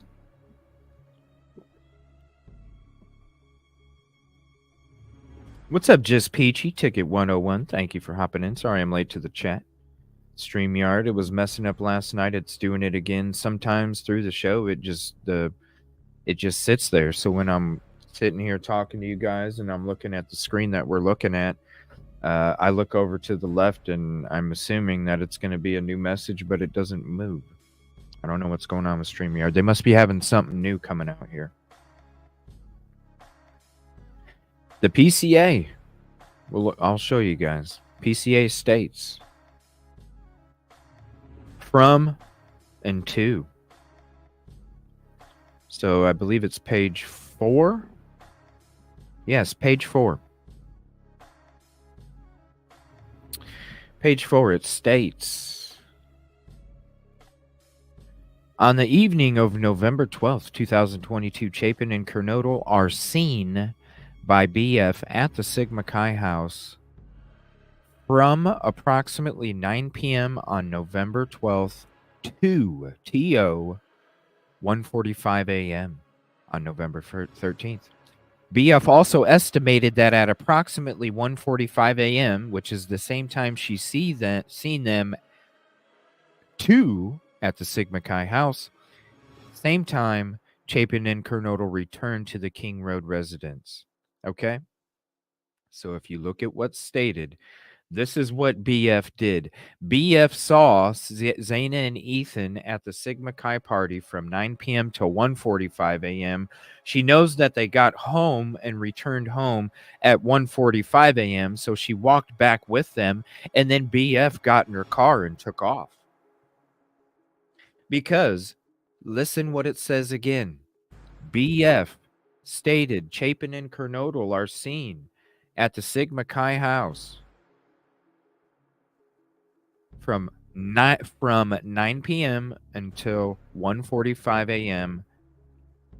Also estimated that at 1:45 they returned to the King Road residence. Well, when you walked home with them, Bethany, how long did it take you to walk home? I don't know, dude. We just walked a couple blocks. You don't know how long it took you to walk home? I don't know, dude. However long it would take somebody to walk from the fucking Sigma Chi back to the King Road house. I don't know, dude. A minute or two? I don't know. All right. Well, I'll just write down that BF also estimated that at approximately 1:45 a.m. they returned to the King Road residence. Why would she say we all returned? Why? Because she didn't return completely. She stated that Chapin and Kernodle returned to the King Road residence at 1:45 a.m. She didn't say that she did. So Bethany took off, y'all. So when people do have the theory about, hey, what if BK and Bethany, what if they were riding together and that's the reason, well, that could logically be possible. Because if you look at the statement, it says right there that she seen them from 9 until 1:45 at Sigma Chi, that they made it home, because she saw them make it home at 1:45 a.m. Them, not BF, Chapin, and Kernodle returned home at approximately 1:45 a.m. No. Chapin and Kernodle returned to the King Road residence at approximately 1:45 a.m.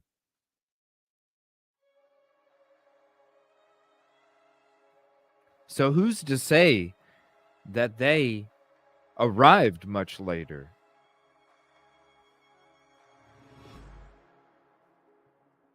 Get through your chat. Sorry here. Reading documents, can't see my chat. You think there we Mr. No. This is what I think is going to happen. When I was reading, if you go, I did a video on Ann Taylor's 2017 acquittal. Let me pull that up for you. It was a while ago. Now, if you listen to this video, I do a document read through of Ann Taylor's 2017 acquittal. And when you see the similarities between this, okay? So here's the link to it. It is Ann Taylor's 2017 acquittal, and was it truly called for an unconscious person? So here's the link to that. Whoops, hold on one second. I accidentally hit the slash on there. There we go. The second link. So when you listen to this, and you listen to this, how long is it? 27. It's a 27-minute document read through. This is what happened, okay?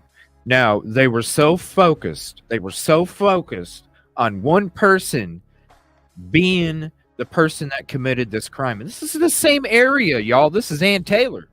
Ann Taylor's acquittal. Okay? Prosecution was so sucked into it being one person and it being this person, and they manipulated shit to fit the crime. Hello, just like we feel like it is this one. That's why I referenced it. Now, when you listen to what the prosecution had in response, and you guys will shit yourself. When the person that was being charged for the crime ended up being acquitted. The prosecution, and let me go to it. I'm gonna just let it play itself. Hold on.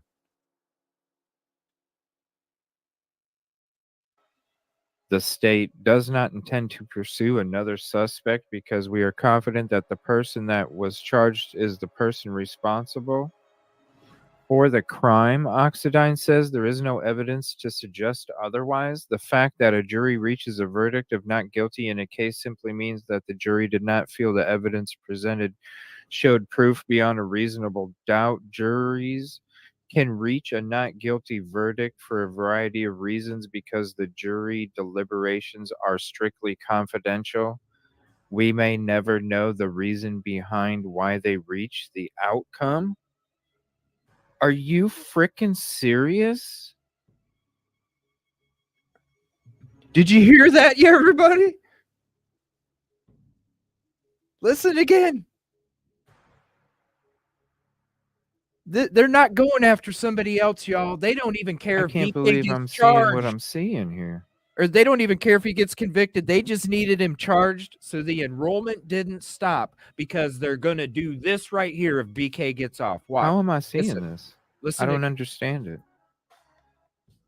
You're going to tell me that somebody...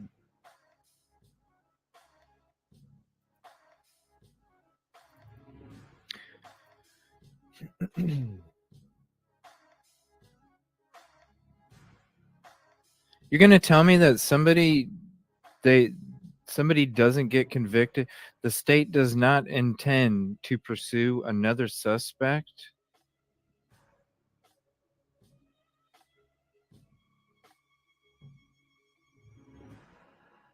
Is that what they're going to do with this one if BK gets off? We're not going to pursue another suspect because we feel that... When is this from? Wow, even I don't even remember. Out to whoever sent me this article. October 17th is when I read this. Listen again. This is fucking nuts. Crawford of the crime. The state does not intend to pursue another suspect because we are express remorse for the passing of Ezra. Unfortunately for the Wilson family, this is as far as the case can and will be pursued. Crawford cannot be tried again for the same crime under the double jeopardy rule, and the state doesn't have the right to appeal the decision to a higher court. Taylor did, however, express remorse for the passing of Ezra. Unfortunately, I believe we will never know what happened to Ezra, Taylor said. Oxendine echoed the sentiment that no one will ever know, but not in the same manner that Taylor did. Oxendine believes that a unaliver got away and that she will never know why the jury decided there wasn't enough evidence to convict Heather Lynn Crawford of the crime. The state does not intend to pursue another suspect because we are confident that the person that was charged is the person responsible for the crime. Oxidine says there is no evidence to suggest otherwise. The fact that a jury reaches a verdict of not guilty in a case simply means that the jury did not feel the evidence presented showed proof beyond a reasonable doubt. Juries can reach a not guilty verdict for a variety of reasons because the jury deliberations are strictly confidential. We may never know the reason behind why they reach the outcome. Are you freaking serious?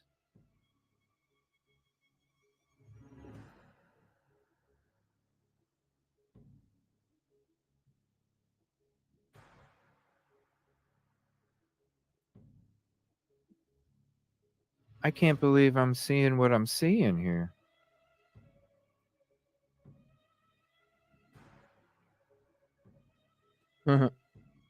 Crazy, y'all.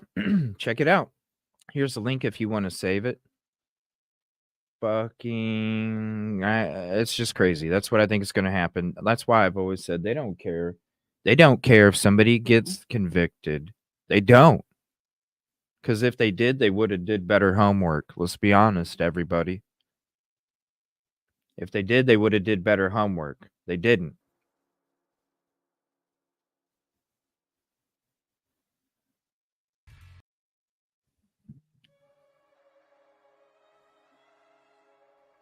They don't care. The university got past the avalanche. They had to hurry up and make sure that the snow was settled at the top of the mountain before it created this huge enrollment avalanche, and they weathered through it, and they finally succeeded yesterday with the demolition of the house. They weathered through it. They made it. Just a short year after the crime took place, and they made it. So definitely go check out the full read through. It's a very interesting article when it comes to that acquittal, and what I think and what I've thought since I read that article back in October. I think that's exactly what's going to take place. And they're going to say the same shit. They're going to say the same shit. Well, you know what? Well, we feel that the person that committed this, that we charged, is the one that committed this crime, and we're not going to follow any other leads. We're sorry about the. I mean, the whole statement at the end of it is just completely ridiculous. The whole statement is just completely ridiculous from the prosecution.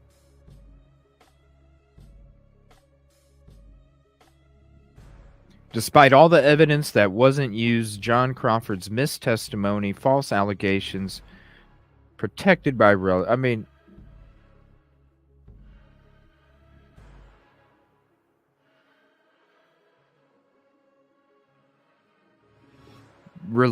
people related. I mean, it was a shit show. And they're like, well, we feel that the person that committed this crime, the one that we charged, they committed it, and we're not going to, we're sorry that the jury didn't see it our way, but we feel that the evidence was so overwhelming that there is no other lead that's going to lead us in a direction, right? So they're just done. They're just moving on. How fucked up is that? They're just moving on. All right, I want to say shout out to AG. Let me share this. Now, when it comes to this demo, and this is why it was important when it comes to, let me share it here. This is why it's important when it comes to the sounds and the acoustics of the house. So here's the link for that. Shout out AG. Appreciate you putting that out there. Because people really do. They need to watch these videos. Like, I know everybody's seen them. What's up, Mama? How you doing? I know everybody's seen them. Good vibes. Ticket number 110. Thank you. But people need to be reminded. I know it's too late. That's why I'm saying I was so surprised that there was not even a protest. What's up, Gordon? Ticket number 111. Thank you for hopping in. Please hit the like if you haven't yet. And if you do hit the like, it is your ticket number. Just type in your ticket number in chat. I'll call your ticket number because I'm here to serve you. So thank you for hopping in. What's up, Danny? Yes. Air cleaner? No, the air scrubber. That's from the company that showed up. The HVAC company has an air scrubber that they promote. If you want a link to it, I can send you the link. You can go check out the air scrubber yourself. We did it in a few shows back.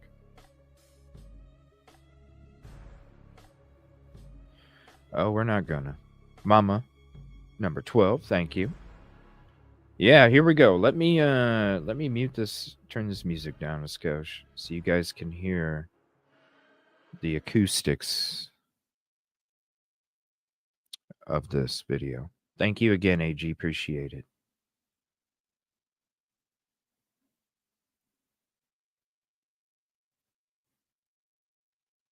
Now listen to the echoes from the walls, okay? Now, right now, we're looking out the window where, that's the back of the property, second floor. So if you're looking from the parking lot, it's the middle left window. God, it smells like dirty dick in here. Hear the echoes? Murphy, you've been a bad boy. Oh my god, it's 9:10. Guys, can anybody drive me to class? I'm fucking late for my meeting. I'm supposed to be there 10 minutes ago. The echoes. You can hear the footsteps on the wood floors. Did anybody do their chores today? Fuck, I'm just gonna do it. You can hear footsteps on wood floors and tennis shoes and boots. Oh shit, you guys, it's 8. Gotta go, Jake's calling. Oh, Jake's calling.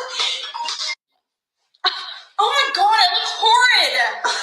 Oh, Murphy, you look so cute. Get out of here. You seriously gotta get out of here. You're fucking stinking this shit out.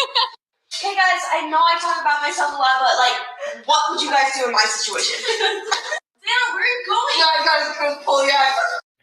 And you're telling me you couldn't hear a fucking scream echoing through that house? You couldn't hear a scream? Really? I can hear tennis shoes on a wood floor in this video. Failed 2 of them already. And if you notice, it really gets echoey as you go down the stairs to the first floor. White night? Like, let's just do white night. Yo, is it okay if I have a party? Like, just 3 or 4 people, at most. God, it smells like pretty dick See how echoey it is just from there to the first floor. here. Murphy, you've been a bad boy. Oh my god, it's 9:10. Guys, can anybody drive me to class? I'm fucking late for my meeting. The echoes. The echoes.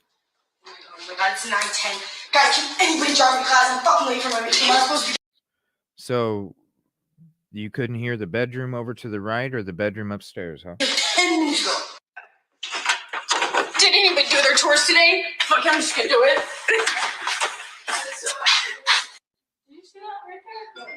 Oh shit, you guys, it's 8. Gotta go, Jake's calling. Oh, Jake's calling. Oh my god, I look horrid. Oh, Murphy, you look so cute. Get out of here. You seriously gotta get out of here. You're fucking stinking this shit out. Hey guys, I know I talk about myself a lot, but like, what would you guys do in my situation? Damn, where are you going? No, I gotta go pull you out. Failed 2 of them already. Does anyone do like a white night? Like, let's just do a white night. Yo, is it okay if I have a party? Like, just 3 or 4 people, at most. And that's the right? The text message, shut the fuck up.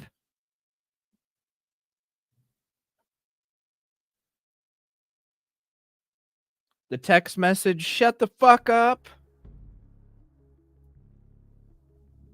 And that's the one that she chooses to make fun of the other roommate. Can I just have like 3 or 4 people? That's it. Right? That's the one that she chooses to talk shit. The one that she's trying to be funny about, but the one that really annoys her the most because, come on, that's what you're doing with this video, right? You're making light out of what annoys you about the person you're making fun of as a joke. And hers is noise and people and company.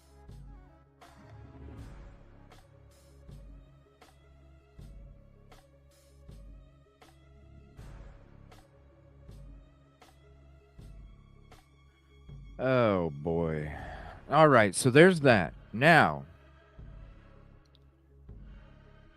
I think there was one other thing I wanted to share on Twitter. Hold on.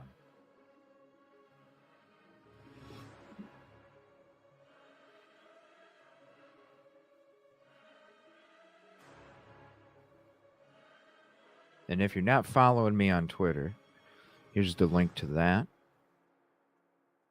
We're going to go into some tunnel stuff here. So get ready to save your links to your picture links and your video links. I'm going to be sharing some information with y'all when it comes to this tunnel shit. And hopefully it's done. Oh my gosh, it's just too much. It's too much. I can't take it.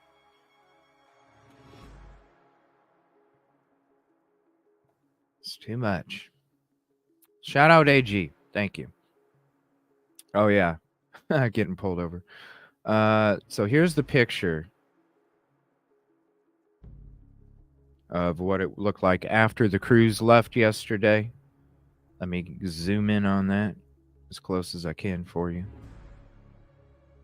I guess that's as close as I can. What's up, Kelly? How you doing? Let's go to this. There we go.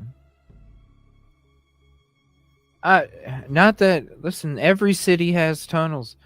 I've been saying it since they came out with it. You know, like when that was the reason that me and another creator went different ways, because I was like, dude, the substances and the drugs. I mean, I get it. I'm not saying.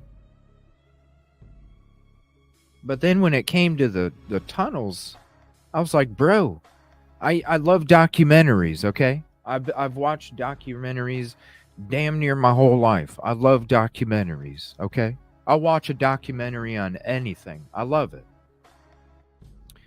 But I was watching documentaries way before I was even interested into true crime.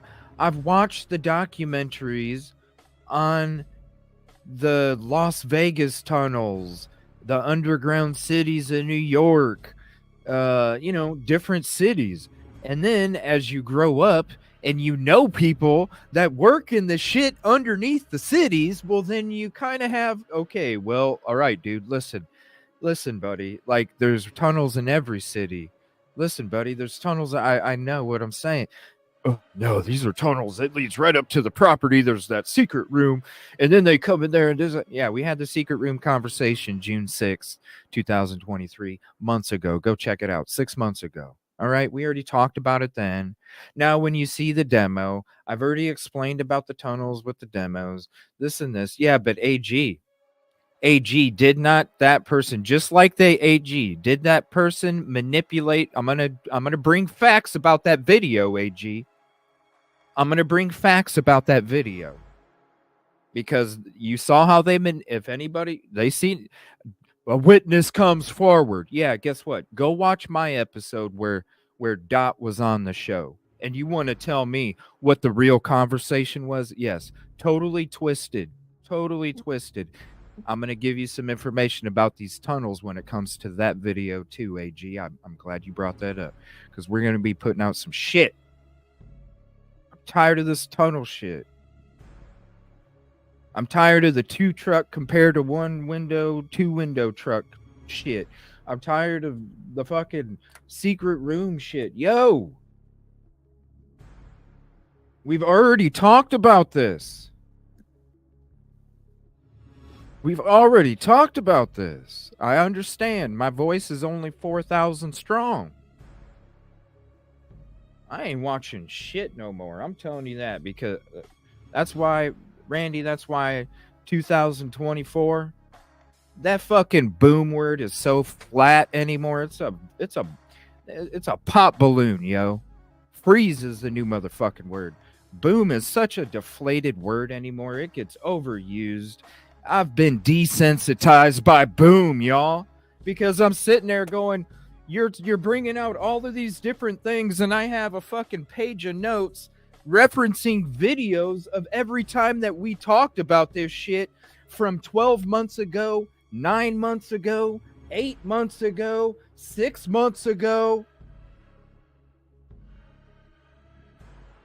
I can't do it no more. For real. It is because I've become so desensitized to the word boom because of other motherfuckers.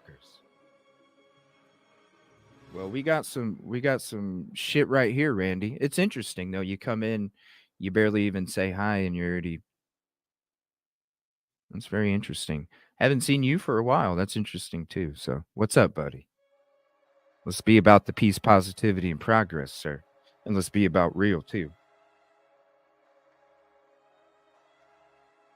Let's be about real.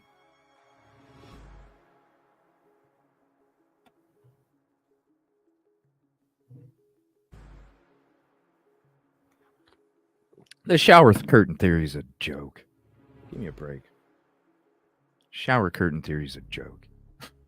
Like, for real. I didn't even detail vehicles in a shower curtain, you guys. Come on.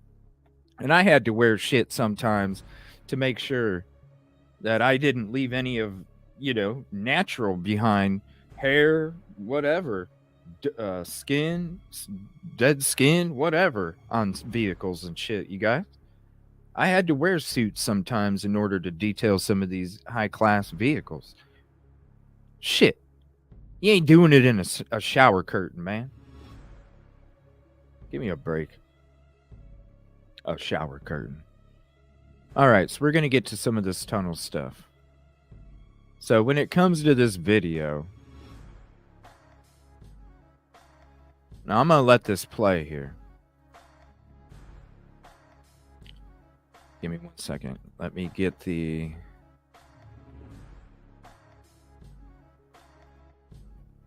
All you need to do, I'm going to share the dot.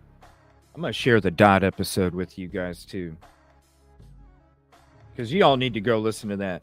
And then you watch the witness comes forward and you watch the highly fucking edited twist version of it. Oh, yeah. Whatever. Whatever. Appreciate you, Riddler. Yeah, whatever. We're gonna, you know what? One night we need to sit back and watch that together. I bet you there's a bunch of people that haven't even seen it. All right, so I'm gonna play this video here, and I'm gonna talk about it. All right, I'm gonna talk about it real quick. Now I'm not even gonna play the audio, but what I am gonna say is that this video begins. All right, first of all, the video incorrectly claims that the storm drains are actually steam tunnels, okay? The university itself published a map and utility tunnels, which there's, among other things, that carried steam services, and none of them go anywhere near 1122 King Road, and I'm going to show you guys, okay? This fucking tunnel shit. So as I'm talking about this video from here, I'm explaining to you what I'm explaining to you, and then we're going to show you some facts. So there are steam tunnels, but none of them go anywhere near the house. Things do carry, remember I said steam services. I told you they transfer steam. I told you I know people that have done that shit, worked in that shit. I've been down. They incorrectly claim the storm drains are actually steam tunnels. Those are storm drains. When you're talking about the shit under the university, we'll show you that too. It's not true.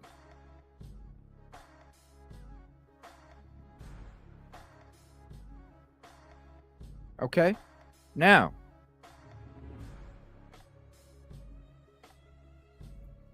oh shit, where did it go?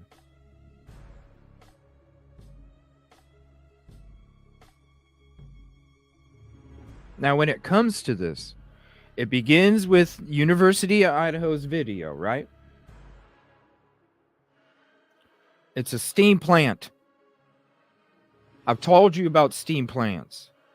Now I'm going to show you maps that show Moscow, including where the house is at, showing lines and circles, the street plans, the diagrams that the university and of the university's underground tunnel system, okay?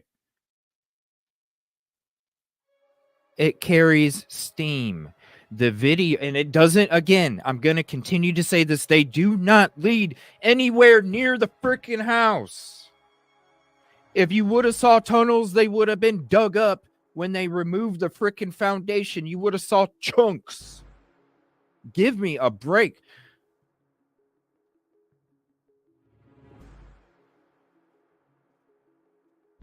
Now, the university, they have their own steam plant, their own steam tunnels. They came out with their own shit.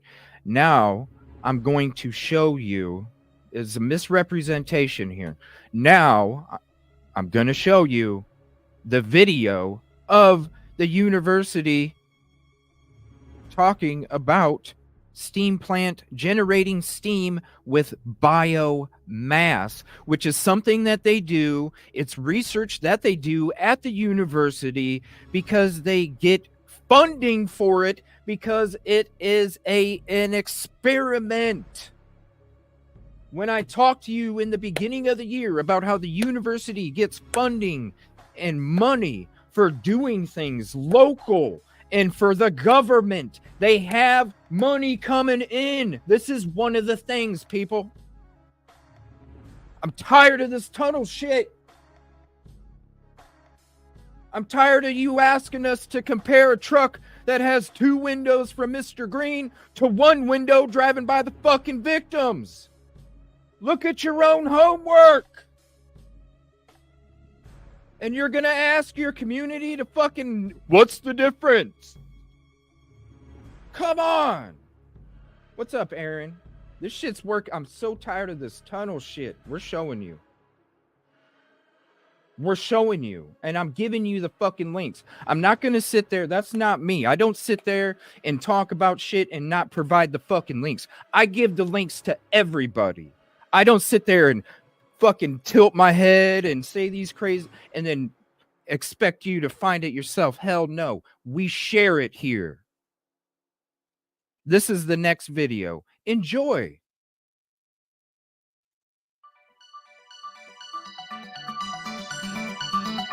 Facts, baby.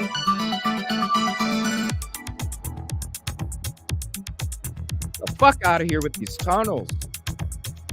Welcome to the University of Idaho. Like many college campuses, the UI has a district steam heating system. At the heart of the system is a steam plant that produces all the steam used to heat the core buildings on campus. What makes this steam distribution system unique is that it can use either biomass or natural gas for its fuel type. The steam plant produces over 250 million pounds of steam a year. 90% or more of that steam comes from the use of biomass, and the remaining comes from the use of natural gas. Operations at the power plant are 24 hours a day, every day of the year, regardless of the activities on campus. The biomass fuel that we use is made up of wood chips. In our local market, this is the lowest cost fuel available. Natural gas or coal would cost twice as much, and oil would cost 8 times as much. Another reason to use wood chips is that the carbon in the emissions is considered carbon neutral, so it's better for the environment than the use of fossil fuels. Another benefit of using wood chips is that we're utilizing the waste from the local timber products industry, and since it's a local resource, we're supporting the local economy. One of the main challenges of using wood chips for fuel is matching the deliveries to the consumption. Since the sawmills are operating at a steady basis, they need their waste taken away on a steady basis.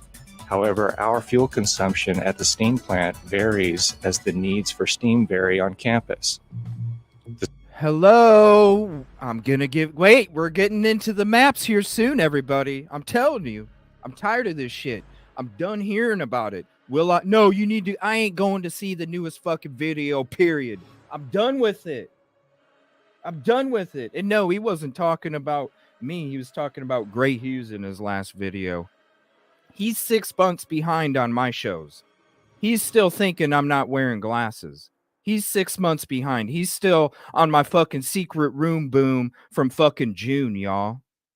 He's behind. He's 6 months behind. He's going to be catching up. Then he's going to see me wearing glasses, and then who knows? But no, he's talking about Gray Hughes. I don't treat my community like shit. Gray Hughes does. The solution for this is our wood chip storage facility. This site allows us to receive wood at whatever rate the local supply allows, and we can draw from it as our needs exceed the rate of deliveries. We have tippers and scales at both locations, so we can receive deliveries or transfers at any time. Tired of we this can stockpile shit. over 6,000 tons of wood chips here.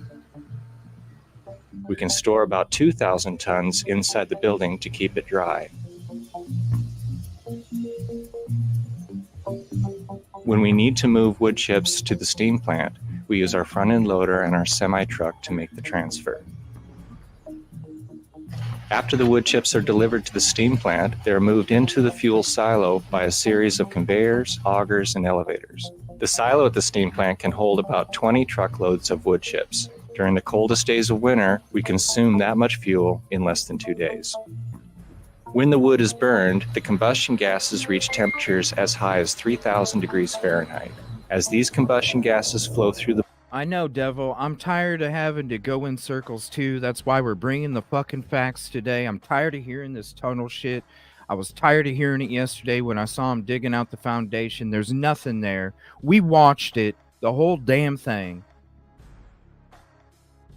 I'm tired of, listen, you spent all this time trying to get a search together for a fucking knife from Pullman to PA when you should have been using your platform in your biggest true crime fucking community to fucking get a fucking protest going, yo.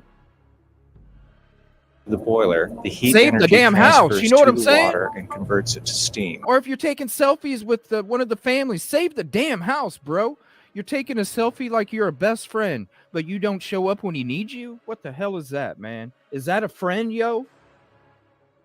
Because my ass gives 150, and my ass would have gave him 150 if my ass took a selfie with him. Whether I think BK's guilty or not, I'm going to be there for my bro. What the fuck? The firebox was designed to accommodate a wide range of fuel qualities. Moisture content is the biggest variable we have to adjust for. It can vary from more than 50% to less than 5%. Boiler operators are constantly adjusting the balance of air at 7 places in the process to achieve the highest efficiency and cleanest emissions. Oh, yeah, we're open. We're about open theories here. All thoughts, theories, and opinions.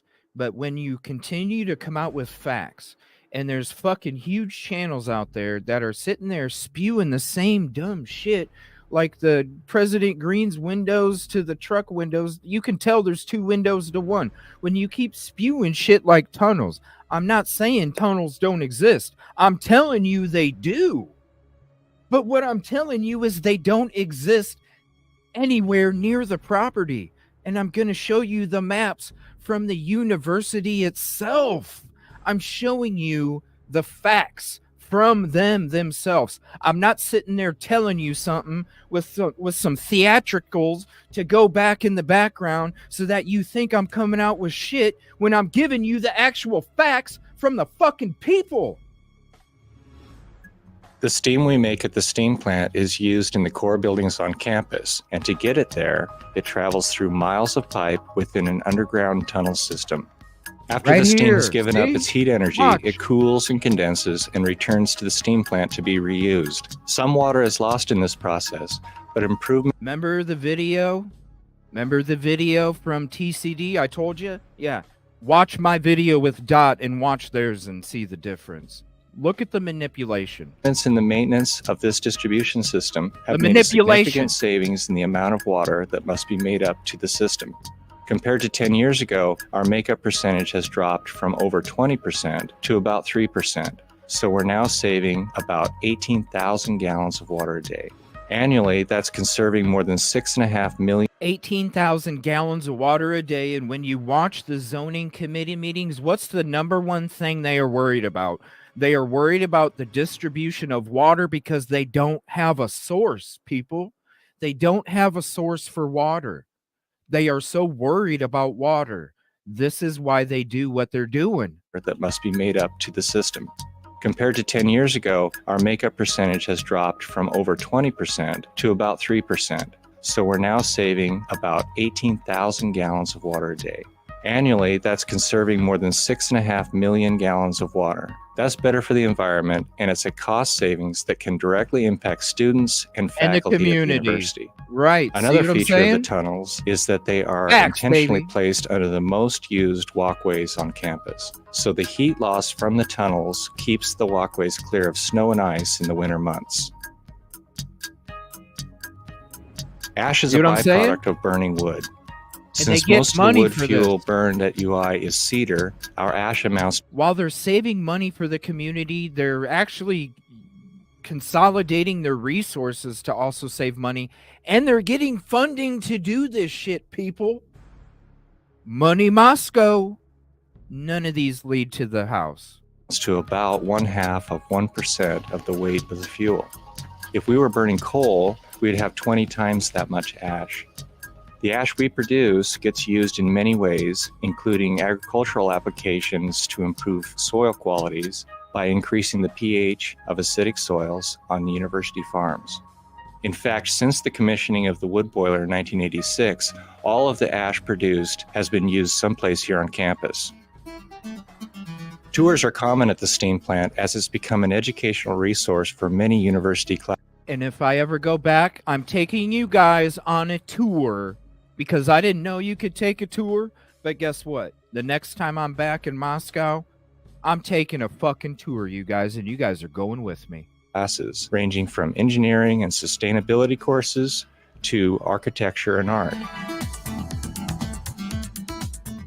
From start to finish, the University of Idaho's use of biomass to generate steam is an efficient and environmentally friendly system that supports a sustainable and greener local community.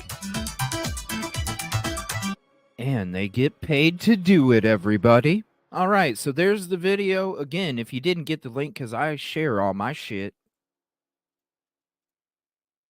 here's the link to that video. And the next time I go there, I'm taking a damn tour, you guys, and you guys are going with me. What's up, SM? I really want to go back now just to go on this damn tour. I'm so tired of this. Okay, now, here's the link. Storm Sewers 2023. All right, and it is a link that you can find on the internet. So here you go.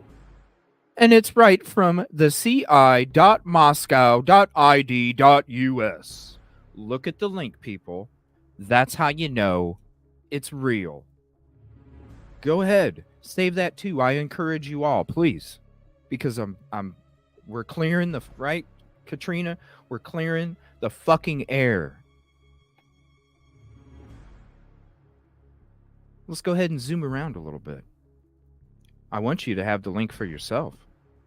So let's go to the property that's in question.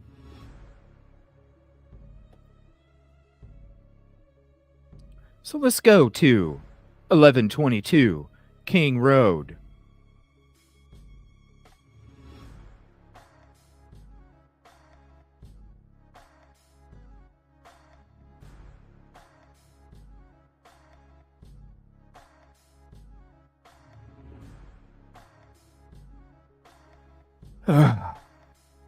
If this don't stop it, I don't know what will. There you go. Okay, people. There's one. I got more for you. This ain't it. Tired of hearing this. Not saying they don't exist. I'm showing you they don't exist at Queen Road, 1122 King Road. They don't exist. There's number one. Number two, this is a document, 911 pages. Am I going to read it to you? Hell no. But it's from the Board of Education.idaho.gov. Save it. Read it. This right here.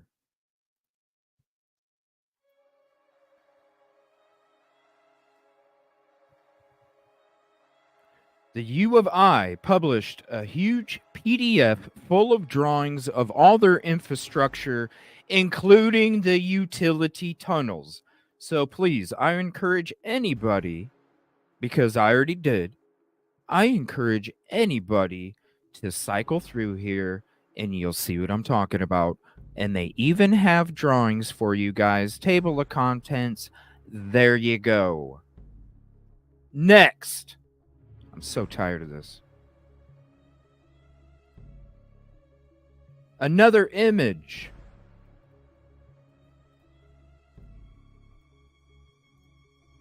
Save it. Another map.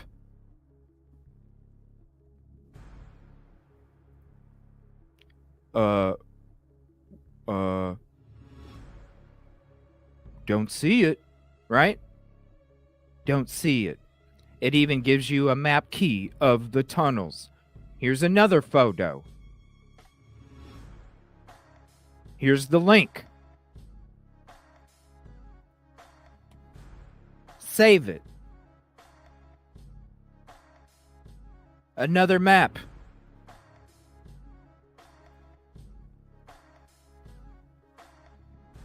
No. It doesn't go into the house, people. Now, can we please stop this whole tunnel shit going to 1122? Nothing but facts. Shared them all with you, please. Not blurry dark photos with arrows and circles, not a video of something that's twisted. Nothing but motherfucking facts. There's your freeze. An early 2024 New Year present. Can we please? I'm not saying that the tunnels don't exist. I'm not saying the tunnels don't exist. What I'm saying is they don't exist going in to 1122, and there's your proof.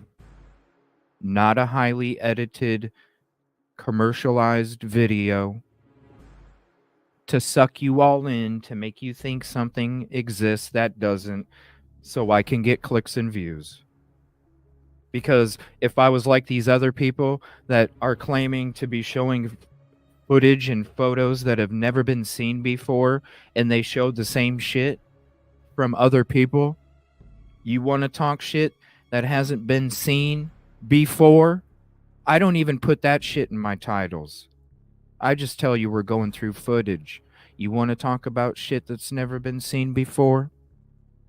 This isn't about clicks. This isn't about subs. This is about the damn truth. This is about justice. This is about really focusing on everything.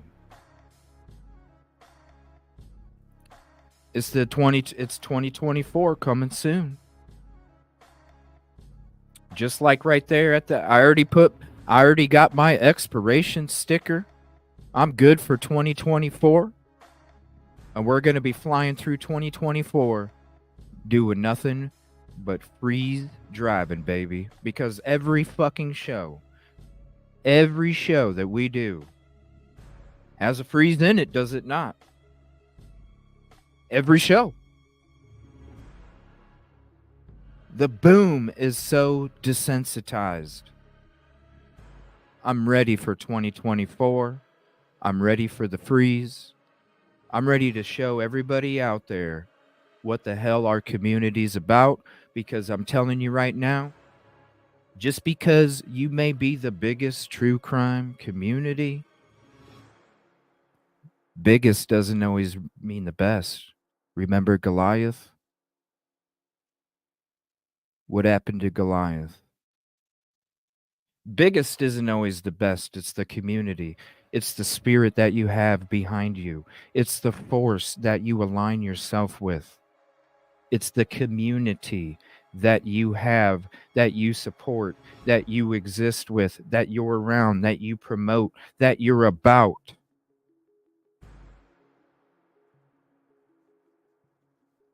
They don't know me that well right now, everybody, and I want to appreciate you for being in my community for the last year. It means a lot. They don't know me too much right now. That's why people are coming out with booms of shit we've talked about 6 months ago. 2024, they will know my name. They will know our community. They will sit there and see your name coming in other people's chats and go, oh yeah, they're from Evil CJ show. They will know.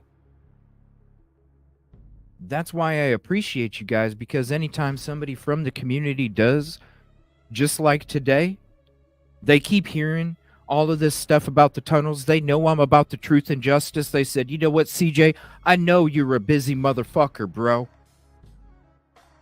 Let me send you a couple tidbits to share. And it happens all the time. You know this. Every time, every show we come out, I get something, I shout them out. I supply the information. I provide the links. I look at it logically. I notice the small things. I noticed when somebody's asking me to compare two trucks, I noticed right off the bat that one truck had 2 windows and the other one only had 1. And right there. And you play it 3 times over and over and you see it for yourself because you're the one that edited the vehicle, the pictures, and then you're the one that asks your community how sus it is and how they're similar trucks. And you're the one that did the edit. Be careful. There will be people out there that will try and talk shit and sway you. And just because I'm only a voice of 4,000 right now, they're going to try and make you think that I don't know what I'm talking about, that I'm a conspiracy theorist, that all this shit that I say is a bunch of jokes. Well, guess what? If y'all been around in this community, you know the shit that I say usually pretty damn high percentage ends up being the fucking real. Because I don't look at the surface. I put pieces together. I look at this and I put this together. And I keep, like I said, my mind is a bathroom floor of 1,000 tiles that are constantly flipping all over the place, waiting to see what sits there and fits and matches based off of probabilities, analytics, percentages, numbers.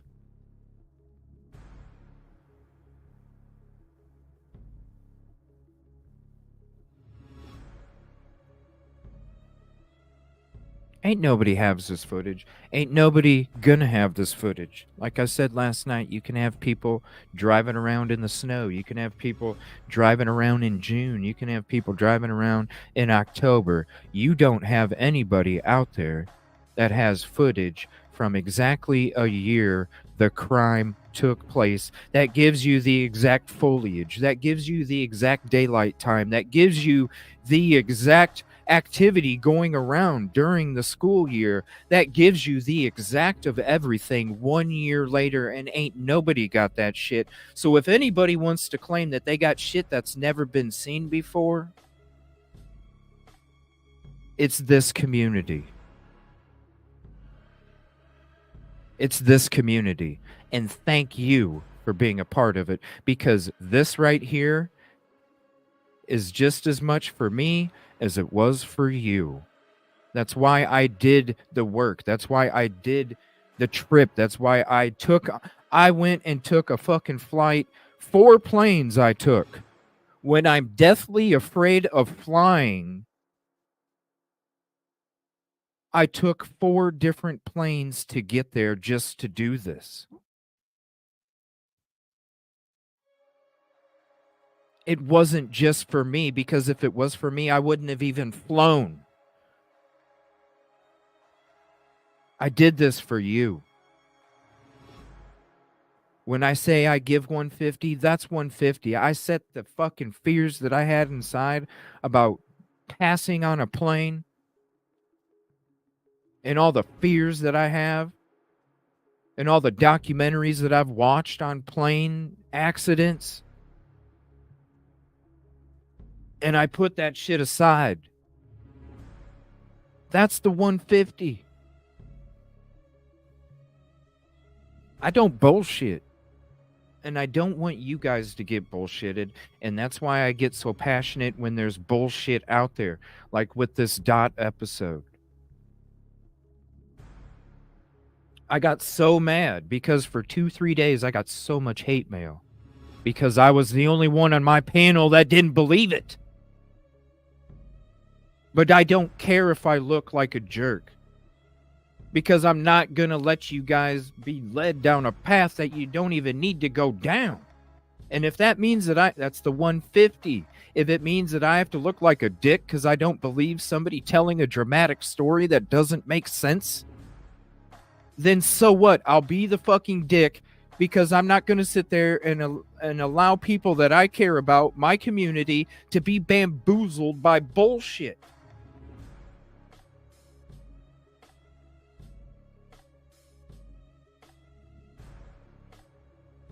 And I'm sorry, the tunnel is bamboozling. That's why me and a good creator that had a good relationship, he didn't understand. I'm like, bro, I've already looked at this stuff, bro.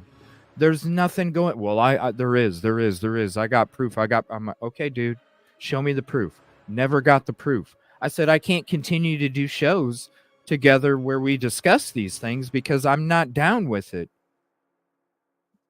We quit doing shows together. You know what I'm saying?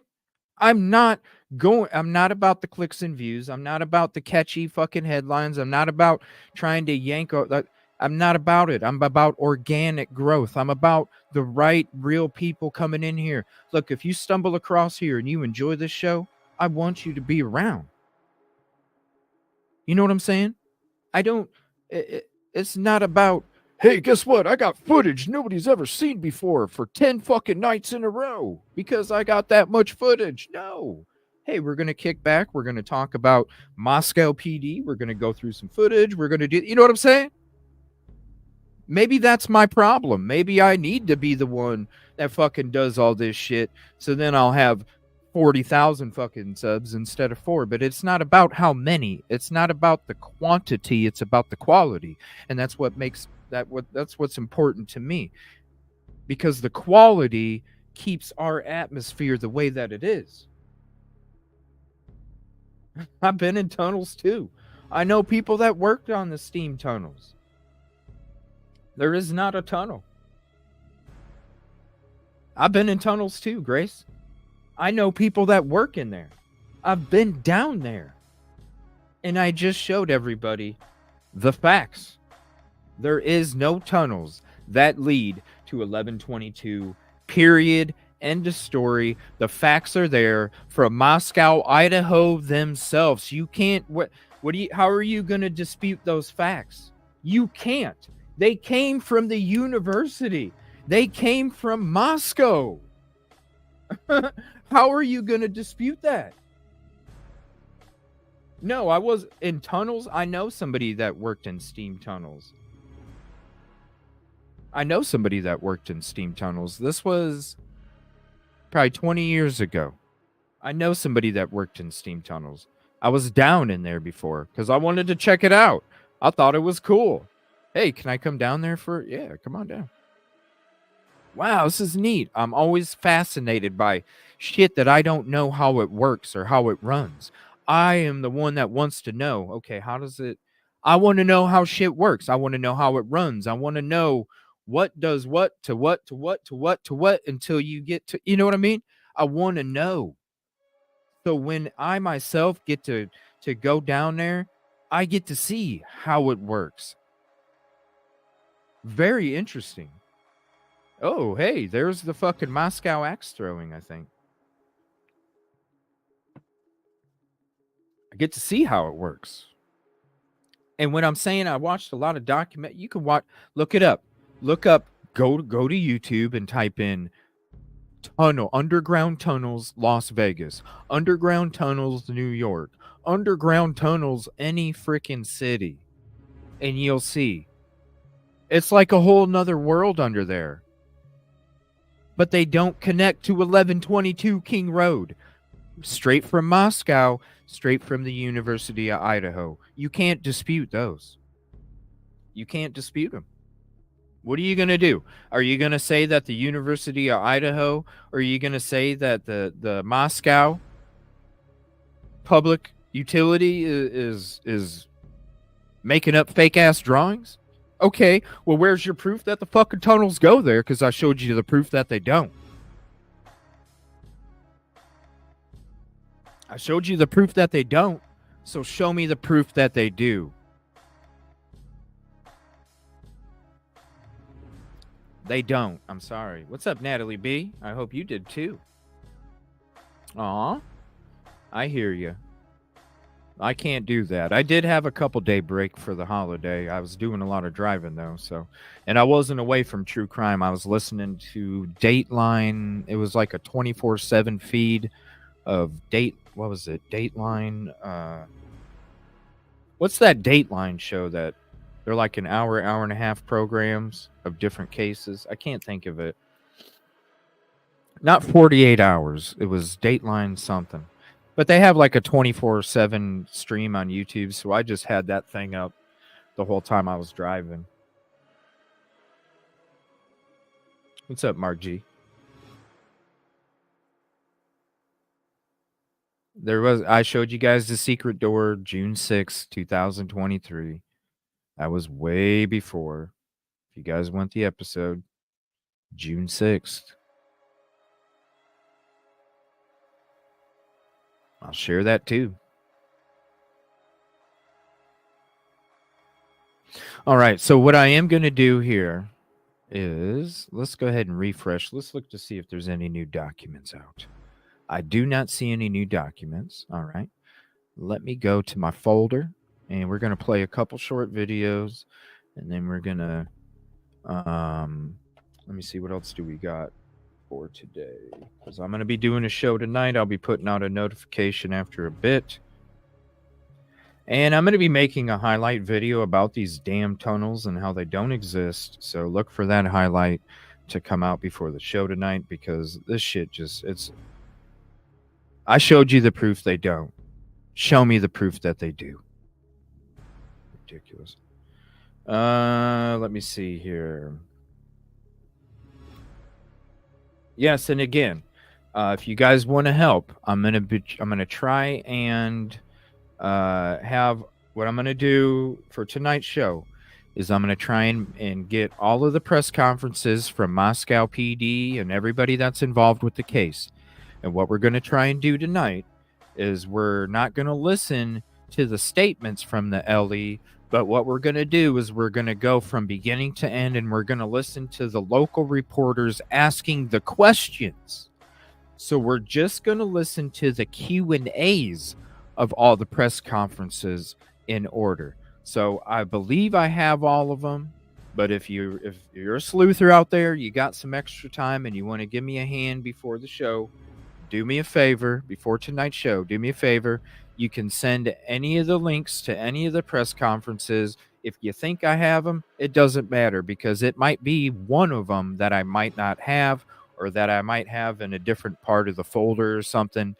Let's make sure we have them all. So if you want to give me a hand, please do. You can send it to either EvilCJ at Discord, EvilCJ at Twitter, or EvilCJ@gmail.com. And go ahead and send me the link, and we'll go ahead and we'll go through all those press conferences, the Q&As, and we're gonna really get into the questions, the answers, how they answer them, everything else that's involved. So if you want to help out, please go ahead and send them to that. Let me see here. So we are going to go, this is just a couple videos discussing the demolition, and then shout out Chronicles of Olivia. There's a small video from her, and then more about the demolition here, just to play it real quick. These are just from a few hours ago, updates from different channels talking about it.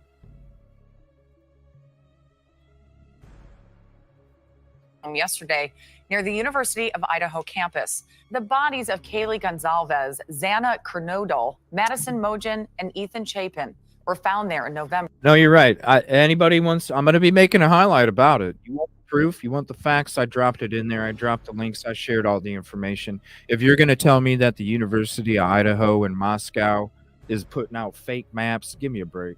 We showed the facts. The tunnels don't exist. End of story. Let's move into 2024 without the tunnel conversation. You know what I'm saying? Let's be done. Let's be done. Of last year. These done. Preston reports on why the crime scene was destroyed before their suspected killer was put on trial. After months of delays, it took just 3 hours starting before dawn Thursday to demolish this house, which has been the focal point of a quadruple murder investigation for the past 13 months. The house was considered the largest piece of evidence that they had. Steve Gonsalves' daughter, Kaylee, was one of the victims killed. He worries prosecutors could have missed crucial evidence collected in the home. You can never get inside every juror's mind, and some of them are going to see things visually. I just know there's a risk taking it down. Thousands petitioned to temporarily halt the demolition until after the trial. What's going through your mind right now? Sadness, a lot of darkness. Samantha Walker drove more than 5 hours to see the home before it was torn down. Hopefully the family gets justice. The property was donated to the University of Idaho earlier this year. Since both the prosecutors and the defense team said they got all the evidence they needed from the house, the school chose to demolish it. We hear from our students regularly that they were ready for it to come down. It's just that daily reminder. We can see it from campus. It really is a healing moment for our university. The students live in the units surrounding where the house once stood. University officials say this will all be cleared when classes resume in January. The families of the victims and the surrounding community are anxious for the trial to begin in 2024. For CBS Mornings, Elise Preston, Moscow, Idaho.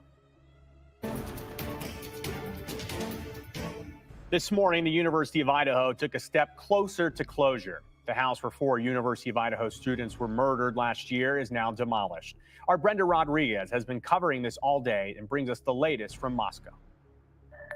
We're standing right in front of what once was the home where they found the 4 University of Idaho students murdered over a year ago. And while students were sad to see that this house was demolished earlier this morning, there was a sense of relief. A tragic reminder. You can see it from campus. The house on King Road. So you can see it within that housing area. It stood standing for more than a year after 4 University of Idaho students were murdered. It is just a constant daily reminder of the horrific act that happened there. And now the house is no longer in sight, demolished. One piece. They're ready. At a time. They're ready for the house to come down. The university tore down on Thursday morning at 6:30 Pacific time, a day many students were looking forward to, including grad student Sarah Lake. It's just really sad to look at it. She's called Moscow home for more than 6 years. We never locked our doors.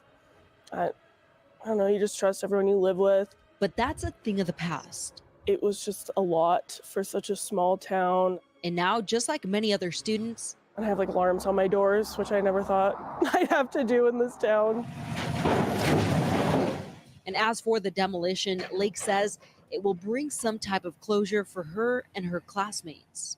I don't want to say things will kind of go back to normal, but I think our campus will kind of start to heal from that. But not everyone feels that way. In a statement, Right. What about the families? Listen, lady, who cares? Who cares? What about Steve? What about Christy? Who cares? We'll kind of start to heal from that. But who cares? What about the healing of fucking Steve and Christy and everybody that didn't want this damn demo? Who cares? not everyone feels that way. In a statement Wednesday, the Gonsalves family urged the prosecutor's office and university to stop the demolition and urge for a trial date to be set. But the university says tearing down the home was always part of the plan. We have been in conversation with the prosecutor's office, and they have put it in writing that between the alterations that have happened within the interior of that house since the time of the incident, and the fact that the FBI was able to go in and create from that 3D renderings of the house that will be able to be useful to. Yeah, you remove the makeup and you pull the hair back and you got green skin with pointy fucking ears, lady, you demon. You're just as bad. You're just as bad as you and frickin' Jimmy Neutron are the 2 damn sidekicks of green. My gosh. Part of the plan. We have been in conversation with the prosecutor's office, and they have put it in writing that between the alterations that have happened within the interior of that house since the time of the incident, and the fact that the FBI was able Take the to makeup go off in and pull the hair back, and you create got a from that green 3D goblin, renderings man. of What the house that hell? will be able to be useful to a jury. Just but like there is Jimmy no further Neutron. need Is he for going to the show house. up in this And video for students too? like Lake, hearing from state officials is all Jimmy they Neutron needed. coming? Personally, I trust our police and our state officers that they got everything out that they needed. Personally, you just wanted to get on fucking camera. And you know what? Shame on you, KTVB. Shame on you. I ain't even liking your Out fucking of it. video. Shame on you. So I really don't think it needs to stay up till the trial. Now Walker and Lake says that they're shifting their focus. They should have been asking people about the family. Who cares? Like, well, how about this, KTVB? You should have said, hey, what about, the families and this? Well, that they really are the ultimate ones that should have the say when it comes, because the university, they didn't lose a family member. That chick on the street wearing the white sweater, she didn't lose that family member that day. One of the family members lost a family member that day. So who does it matter to? Oh, it matters to the fucking Green Goblin. It matters to Jimmy Neutron. It matters to Daddy Green. And then they manipulate these students. You know what, guys? We need to move on, everybody. And the closest way to move on is to get rid of it. Okay? Hoorah. What do you think happened in Enron, people? Look up Enron. The president and the CEO was bamboozling his own damn employees to use up all their damn savings to buy stock in the failing business that he knew that he was failing. You don't think President Green didn't have a hoorah speech like Mr. fucking Enron did? If you can get people to dump their savings into a company that they know is fucking failing, why did the University of Idaho hire Scott Green? Because they liked his sales pitch. You don't think he used this? Hey, are you a freshman? I'm a freshman too. You don't think he didn't use his sales pitch on the community, telling them that they needed this shit to be gone so they could move on? I'm so damn tired of the fucking, oh my God, I'm so tired of this damn influence that they have on these poor people. And I'm not saying anything's wrong. What I'm saying is she's being influenced by these fucking demons. Officers that they got everything out. I told you all last night I was going to go off a little bit so today. I really don't think it needs to stay when I up was till the talking trial. about the Now university, Walker I and Lake says gave that you they're guys a shifting warning. their focus on the Healing Memorial Garden to honor the legacy of Zena, Ethan, Maddie, and Kaylee. The university says that this will soon be turned into grass told you all last until they night. can decide When we what talk about the the next steps university, are I'm gonna for be it. going off. Reporting in Moscow, I'm Brenda Rodriguez for Idaho's News Channel 7. And a different student told Brenda and our team off camera that there was actually a committee created of students and faculty to gauge how the student body felt about what to do about the house or when to tear it down. And that student told us that because that she felt included. Yeah, we're going to gather everybody together and we're going to ask them if they want to drink the poison Kool-Aid, and we're going to tell them that it's what they want to do. And then we're going to ask everybody, do you guys want to drink it? And then they fucking drink it.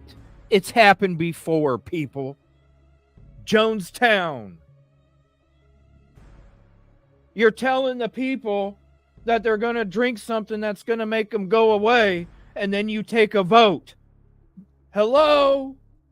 Student told Brenda and our team off camera that there was actually a committee created of students and faculty to gauge how the student body felt about what to do about the house or when to tear it down. And that student told us that because that she felt included in a part of conversation, that is something they're comfortable with in terms of the decision.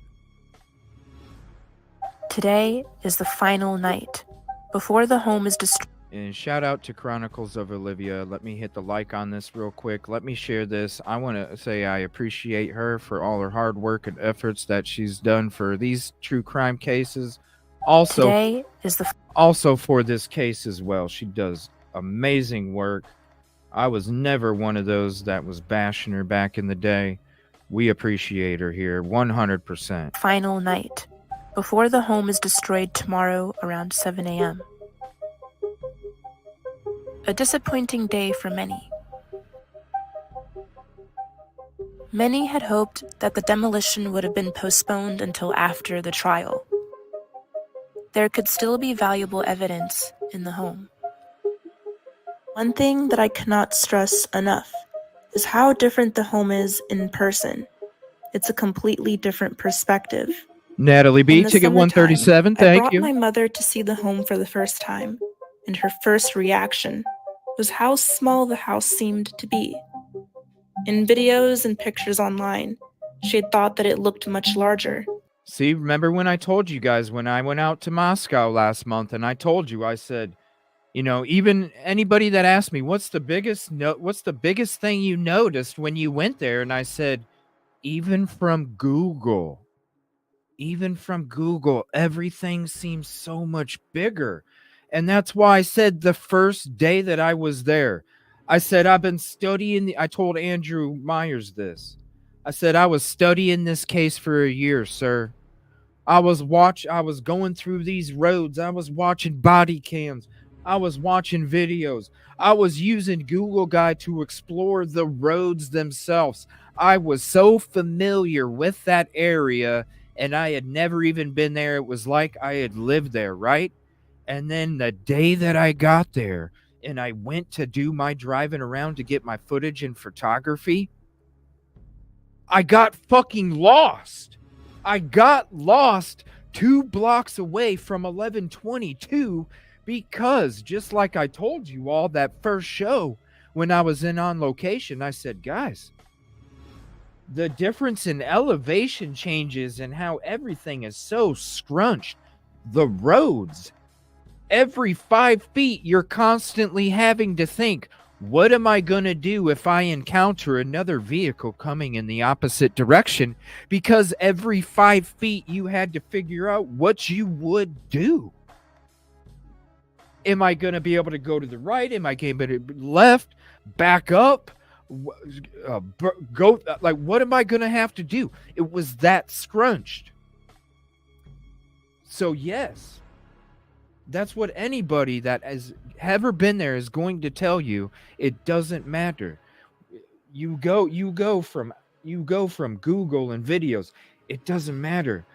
I can sit here and explain and show the videos and the photography that I do for you guys, and I can't even explain it as much because you all are still just seeing the video and the photos. Like, you to be there. That's why I'm so descriptive when it comes to me explaining the videos and the pictures, because I try my best to paint that experience for you, because I know that you're only so far away. I was this far, and I'm trying to give you the in-between. Everyone that I've spoken to who has visited the home and seen it says the same thing. Even earlier today, I met someone who said that when she saw it for the first time, she was completely taken aback and couldn't believe how different it looked. Yeah, exactly. The videos that I've taken just don't do justice.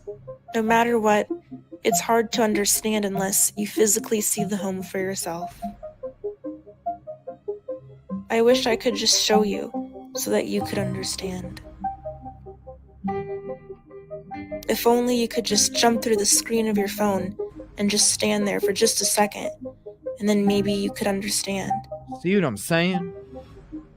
Man, I know she don't know who the fuck I am, but man, the way that me and her talk, and the way that we're descriptive, and the way that we use our words, man, if we could ever collab one day, oof. But I'm afraid it's just too late. Earlier, a neighbor was watching me. He mumbled something under his breath. I walked up to him to see what he wanted to say, and with a cigarette in his hand, he looked up at me and said, "Let the tragedy die with the home, so that we can get on with our lives." See what I'm saying? He smirked and then retrieved back into his home. smirked, and then retrieved back into his home. Listen to this again. And nobody came up to me, probably because my shit worked. I just dressed up like a student, wearing all the student gear, so I just look like a student. He mumbled something under his breath. I walked up to him to see what he wanted to say, and with a cigarette in his hand, he looked up at me and said, "Let the tragedy die with the home, so that we can get on with our lives." He smirked and then retrieved back into his home. I stood there with a lump in my throat and remembered a quote I heard that Steve Gonzalez said in an interview with News Nation. He had said, quote, "I'm gonna do what's best for my girl. I'm going to protect her. I'm gonna weigh on the side of what's best for her, making sure that I'm not gonna let something slip through our hands. That I could have said something. But I do understand that it has to go."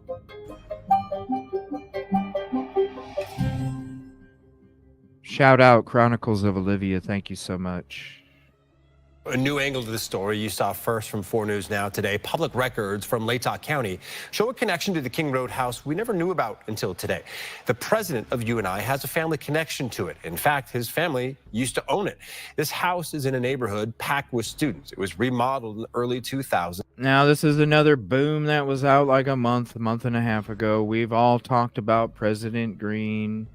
When we went back into the past history back in April and March, when we went into the history of the property, those are a couple shows where I had legal advice from over there of people representing the people's names that I was mentioning to respectfully remove some of the content that had their clients' names in it, and they had specific timestamps and everything that I had mentioned during those timestamps regarding their client. Yes, we went deep into the property of 1122, y'all, in March and April. We know who owned it. We know who lived there. It ain't been a boom that just came out of this. Is March and April. I don't talk about it anymore. I haven't talked about it anymore. Really, there's been a couple times I have a little bit, but I have not said shit since those episodes because I don't want to end up having to go to court over a defamation lawsuit. You know what I'm saying? And when you're talking about people that have that kind of money, and you already know because you're looking at all the businesses that they own, and you're looking at all the businesses that they're connected to, and you look at all the shady shit that they got away with. I'm sorry. I'm not some rich motherfucker sitting on a yacht, drinking cognac, smoking my cigar, talking to people on my fucking cell phone, just chilling in a jacuzzi. I don't have that kind of money to do that. I've already talked about it. It's already out there. This is just, this video, hey, right here. Here's more proof. And I don't even have to say nothing, But no, this is something that we went into March and April. If you're ever bored, go through those old episodes. You'll see it. They're in the titles. 1122. Just look it up. 1122 property, 1122 backgrounds, shout out Truth and Transparency. She did a lot of amazing work when it came. And that was back then too, y'all. Like Truth and Transparency was doing it too. And she went way deeper than I did.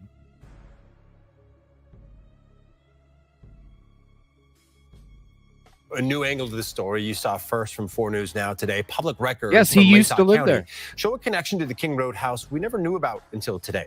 Well, the that's president you. of UNI has a family connection to it. In fact, his family used to own it. This house is in a neighborhood packed with students. It was remodeled in the early 2000s to add another floor so even more students could live there. Property records from Latah County show several owners over the last 40 years, but one of the earliest owners was U of I President Scott Green's family. The Greens bought the King Road property in 1967 when President Green was just a kid. They sold it in 1973. So there you go. Has no recollection of the home. He has no recollection of the home. He probably didn't even remember that he used to live there. Okay? He probably didn't even remember that he used to live there until he remembered that he used to live there. And then that's when we all caught wind that he used to live there back in the spring. No recollection. The university says President Green never lived there and has no recollection of the home, adding that his dad bought and sold a number of properties during that time. We asked why the university didn't disclose this sooner, given the rampant misinformation about this case, but we've not heard back yet. When we do get that information, we will update this story on KXY.com, where you can read more details about the ownership and history of this now infamous home. I think it was just a lot Oh my for gosh. such a small town, and especially it's like one of those things that hits very close to home. Welcome to the news at 6. I'm Joe Paris. Today, the house where 4 University of Idaho students were brutally stabbed to death last November was demolished, despite concerns from some of the victims' family members about the house potentially serving as evidence in the murder case. The University of Idaho says that the demolition is... Vargas reports. I'm Natasha Zubes in for Elizabeth tonight.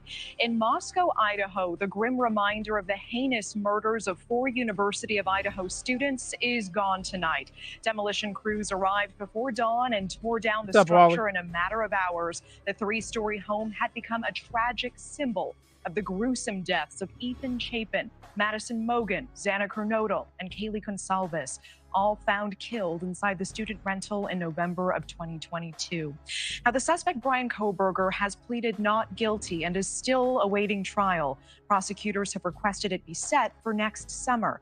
The demolition happening despite a litany of pleas from the victims' families to keep it intact until the murder trial. They argue that it could provide a trove of valuable evidence for the case, but others asserted the community could not fully heal while the house remains standing. News Nation correspondent Nancy Liu is joining us live from Moscow, Idaho tonight, where she has been covering the demolition all day. Nancy, what does it look like tonight? It looks remarkably different, Natasha. Demolition crews made quick work of this infamous house this morning. You can see it's now gone. That's despite significant pushback from 2 of the victims' families. But the university believes this will help students to heal and move forward.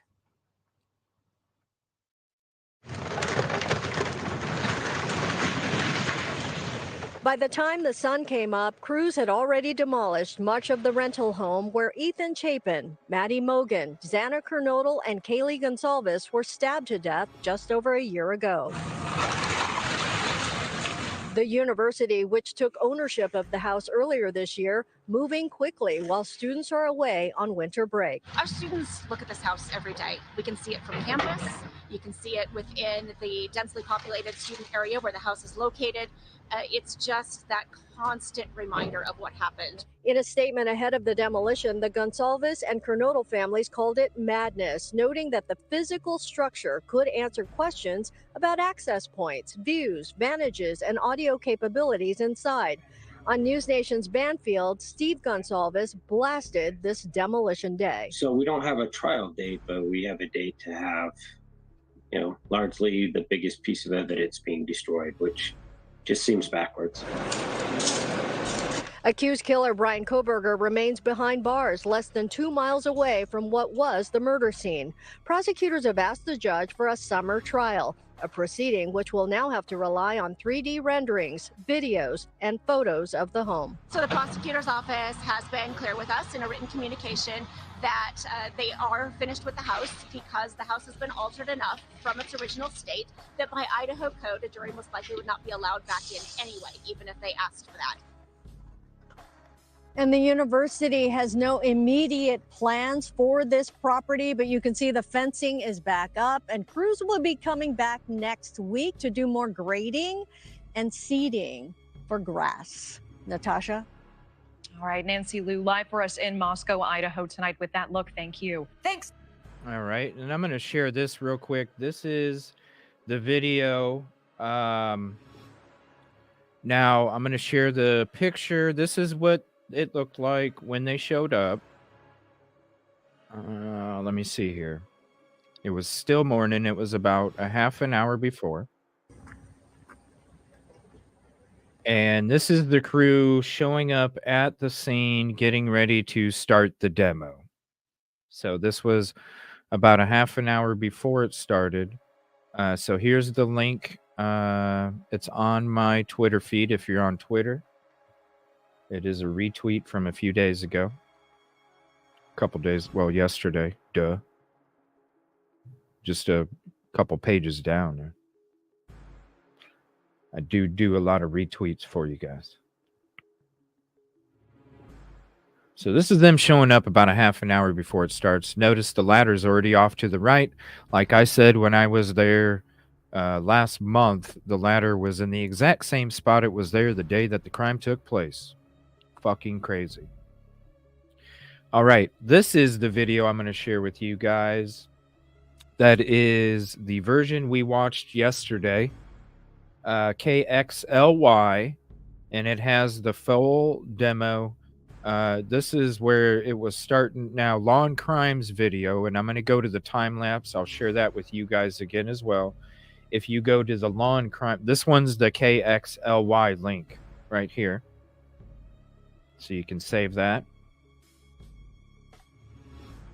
And I'm going to share the time-lapse video from Lawn Crime that shows they were actually recording before it took place and as it started. I think they started with their swipe, the first swipe.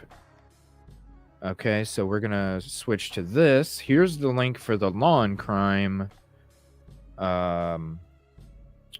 time-lapse. So here's that. Like I suggest everybody, if you're new coming into the show, you definitely want to make a YouTube playlist. Evil CJ links in chat or something, because I'm always sharing these links with you guys because I want you guys to all have it for yourself too. So you might as well just make one. You click on the link, save it to your ECJ playlist, get right back to the show, come back and chat. This is the time lapse of it. Now, this is the video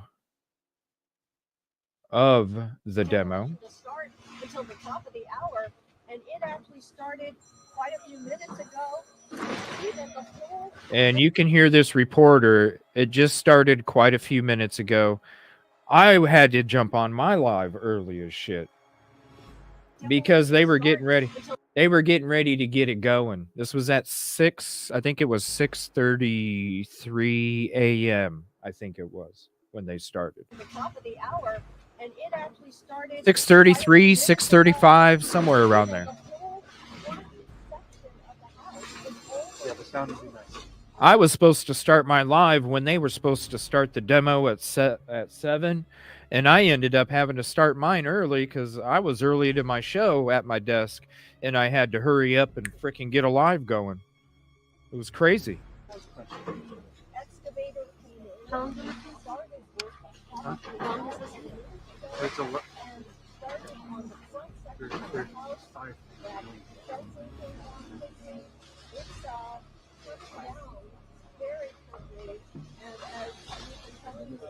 I'm going to pause it real quick. Yvette, please, anybody. If you go back a few weeks and you just look up University of Phoenix, Idaho deal from my show, please, if you have spare time, check out the couple videos where I go into the deal. I show how the community doesn't know. I show you a lot of shit. Please. It's such a bad deal. It's such a bad deal for this community. There's still, I think the first week of February is when the deal is supposed to be finalized. Please, everybody, talk about this University of Phoenix, Idaho deal. If you want links, I'll give you links to stuff that you can show and talk about and expose. Please, please, please, please talk about this University of Phoenix, Idaho deal, because it's going to screw the fucking community so bad. And we can stop it. We can wake the community up. We can expose the shady ass shit. I'm going to give you 10 seconds of information. The University of Idaho had a non-disclosure agreement that blamed it on the University of Phoenix. University of Phoenix blamed the non-disclosure agreement on the University of Idaho. They waited until 2 days before the vote needed to happen, and the people that had to vote only had 90 minutes the day of to make the vote. Okay? Okay, I can only give you that much. Please talk about it, look at it, expose it. It's so bad for and the University of Idaho is about to get away with so much more shit, people. We can stop this.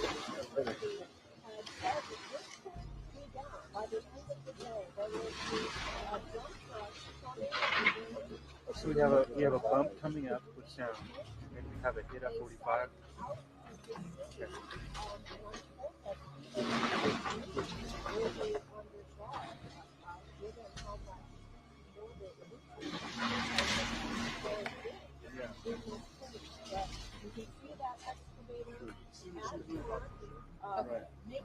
You have to turn the walk on.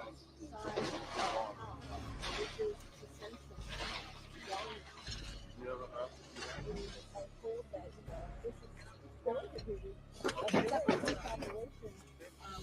were told that the house could be down, all of it.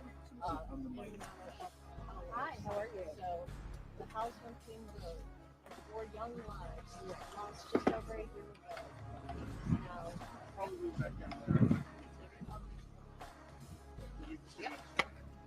Ticket number 146. What's up, Peppermint Tea? How are you? Green is the king, Tony.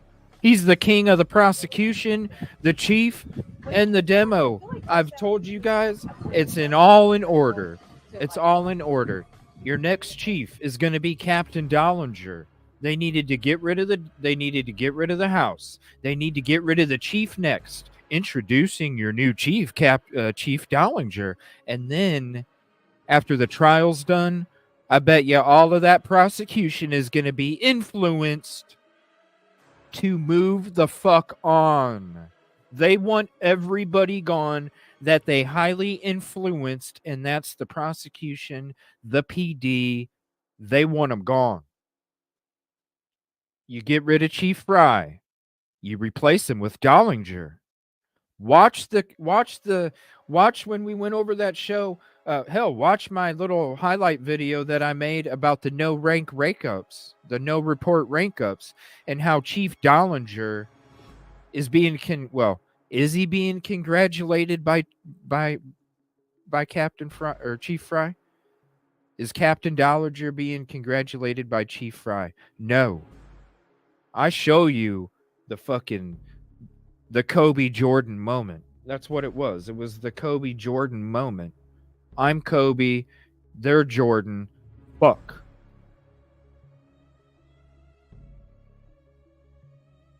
Next, prosecution. Why do I say that they're influencing the prosecution? Because when you hear all these different prosecutors coming out even on mainstream media, you have prosecutors coming out saying that it is such a mistake for the prosecution.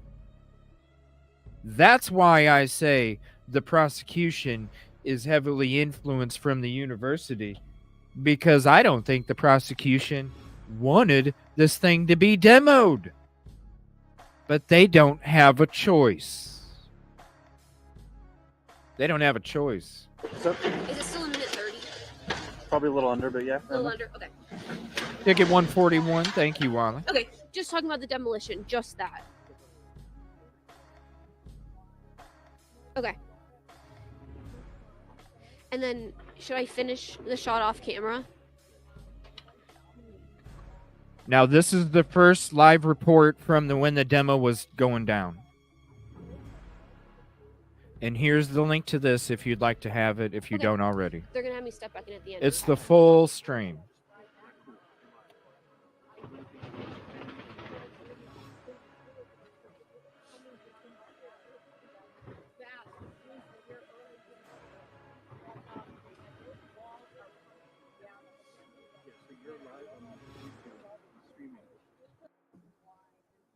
Okay. And then should I finish the So shot they're off live camera? on YouTube. Whoa, she just heard something.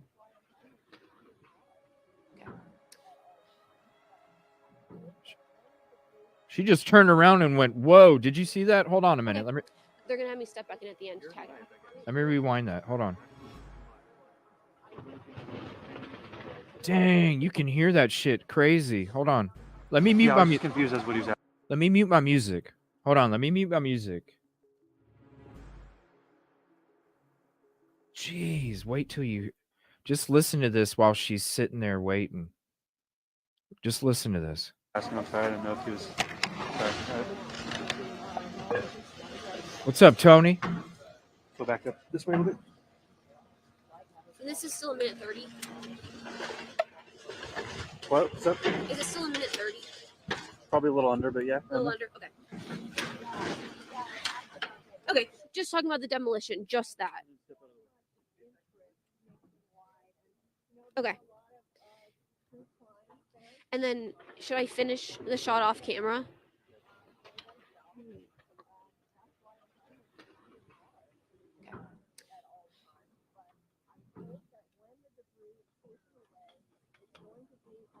Okay.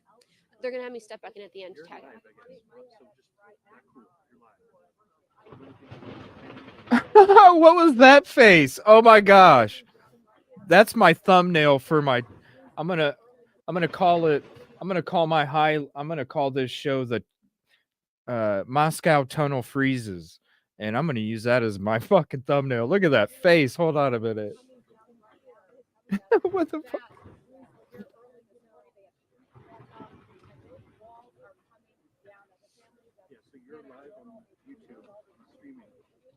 Stand by and only talk when Joel gives you the cue. That's TV. Okay? Sorry. Did I miss it?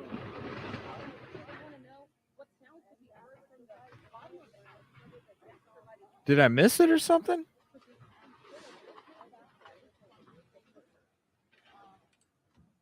I think I did because I thought it was 4:43. Sorry, hold on. I gotta find this because she made this face like 4:43 or something. Yeah, like a freeze face. Oh my gosh, tunnel freezes. Stand by and only talk when Joel gives you the cue. That's TV. Okay? No, we already saw this. I don't know. Maybe I just saw it out of the side of my eye. I don't know. I could have swore. Oh well, we'll just let it play. We're gonna listen to this. I'm gonna end the stream after this first statement from the demo. I'm gonna set a notification for tonight. We'll be back tonight. We'll be having a long show tonight. Look for that notification to come out for the show later. And look for that highlight to come out with just the tunnel freezes. Because we got to put that shit out there too.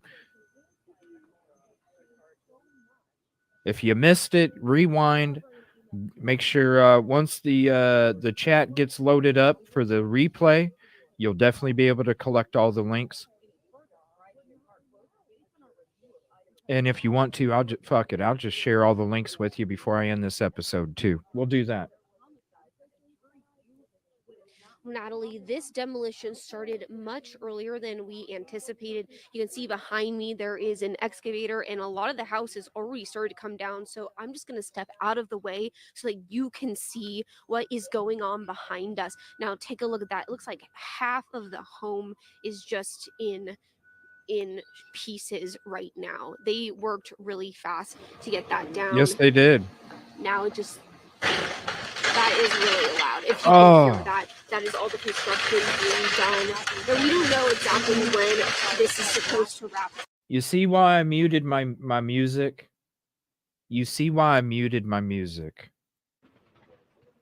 Listen to it in the background as she's standing there.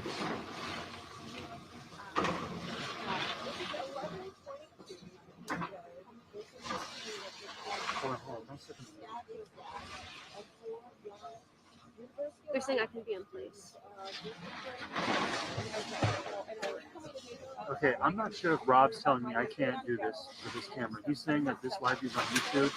I'm kind of confused if he's saying that Bronte should stay out. And this is the only camera I have set up. Okay. All right.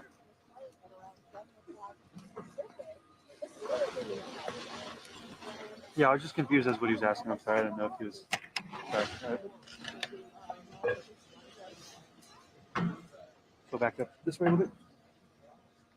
This is still a minute 30. What? What's up? Is it still a minute 30? Probably a little under, but yeah. A little under. Okay. Okay. Just talking about the demolition. Just that.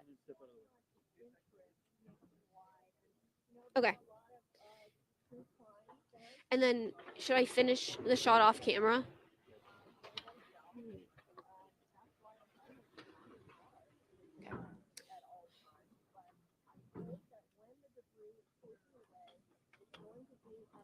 Okay. They're going to have me step back in at the end to tag out. Yep, that's the thumbnail for the tunnel freezes. Nina, ticket number 12. Hey, what's up? You missed some good shit today.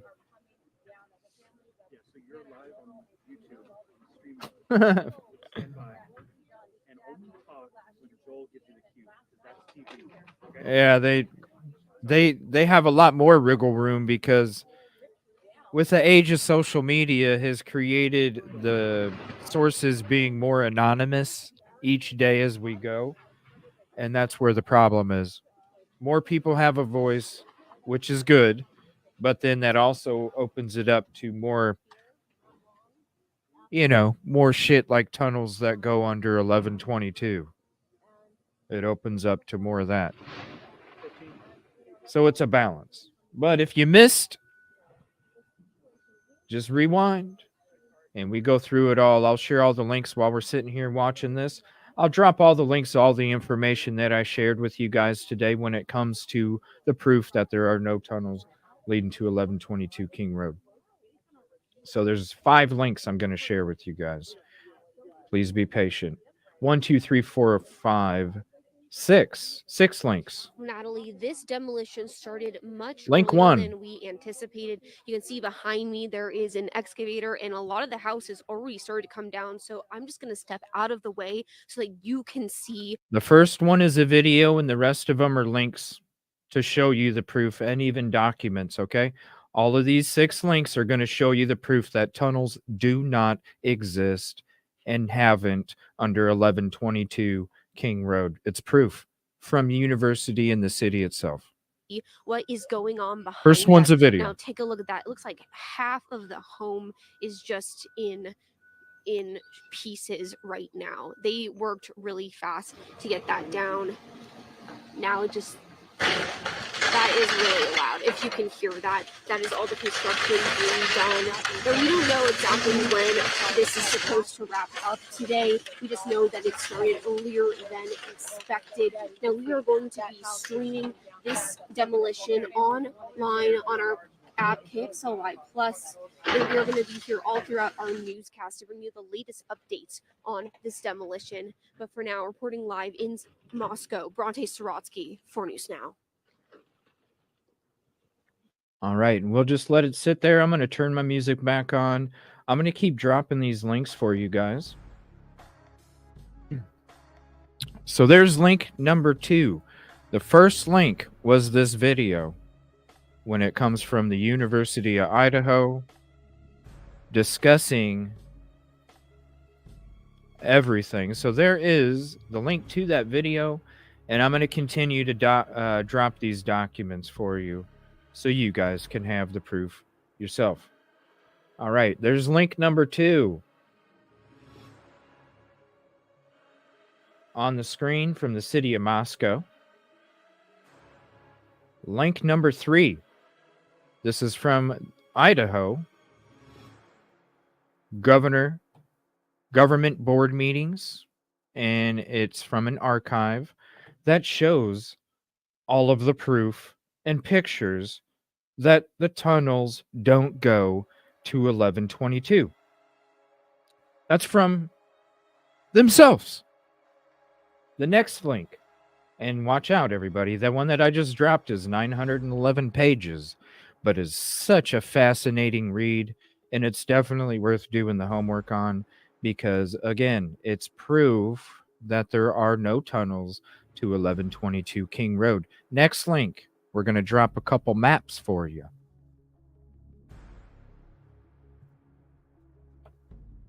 There's the next one.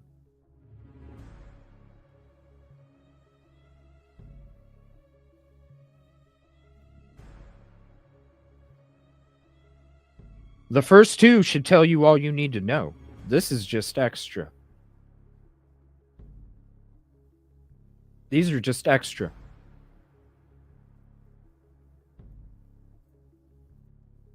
Another link. The first two are the main important.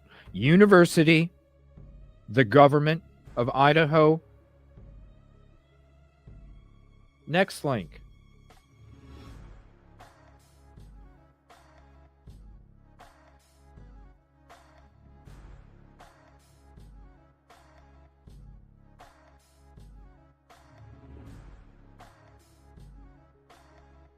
Oh, that was it.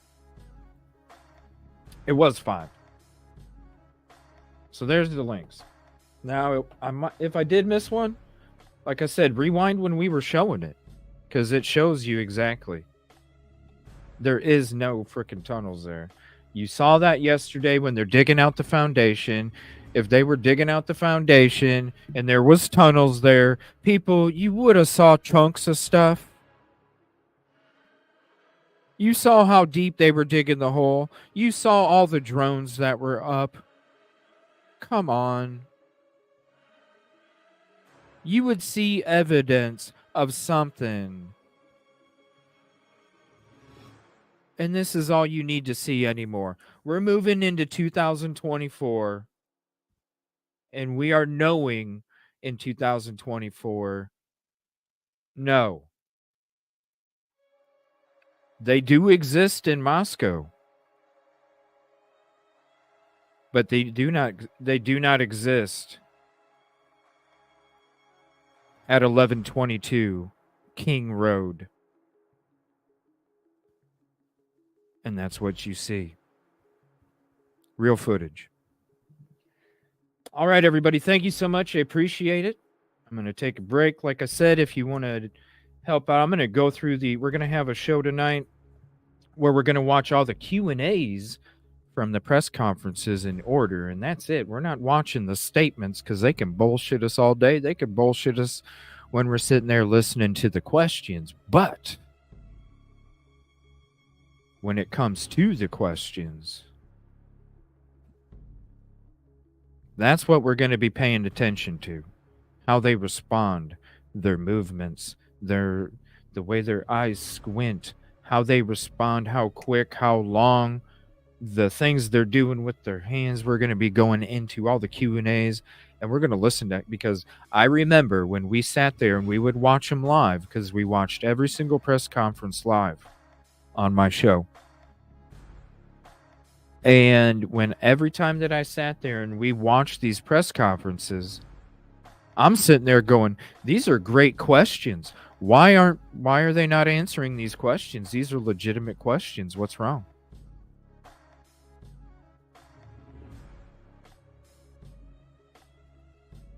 Legitimate questions. So we're going to do that. If you want to help out and you want to, because I might be missing one. I don't think I am, but I might. You never know. I could click on it. All right, cool. I got it saved. What's the worst that could happen? If I get a link and I go, oh shit, this is one that snuck by. There we go. Thank you. So if you want to send any of them to me, please, EvilCJ at Discord, EvilCJ at Twitter, EvilCJ at Gmail. We will go into all those tonight. We'll go in order. We're going to have a banging show again tonight. Come back. I'm going to put the notification out here shortly, so you'll hear that little thing going off. Definitely hit the notification and hit the like already if I've earned it. Drop your like number in the chat already, and I'll call it out in the intro of the show. And we'll see you later. And I got some work to do. I got some work to do on that tunnel freeze highlight video, because that definitely has to come out soon. We're moving into 2024. with that freeze, baby. Thank you, everybody. I appreciate your company, your conversation, your support, and your theories, thoughts, and opinions, because I always like exploring everything. I'll see you guys later tonight. We're going to have a great show. Let's get ready. Go get yourself a snack. Get something to eat. Get some rest. Finish your day. Go do you. Come back tonight. See you later.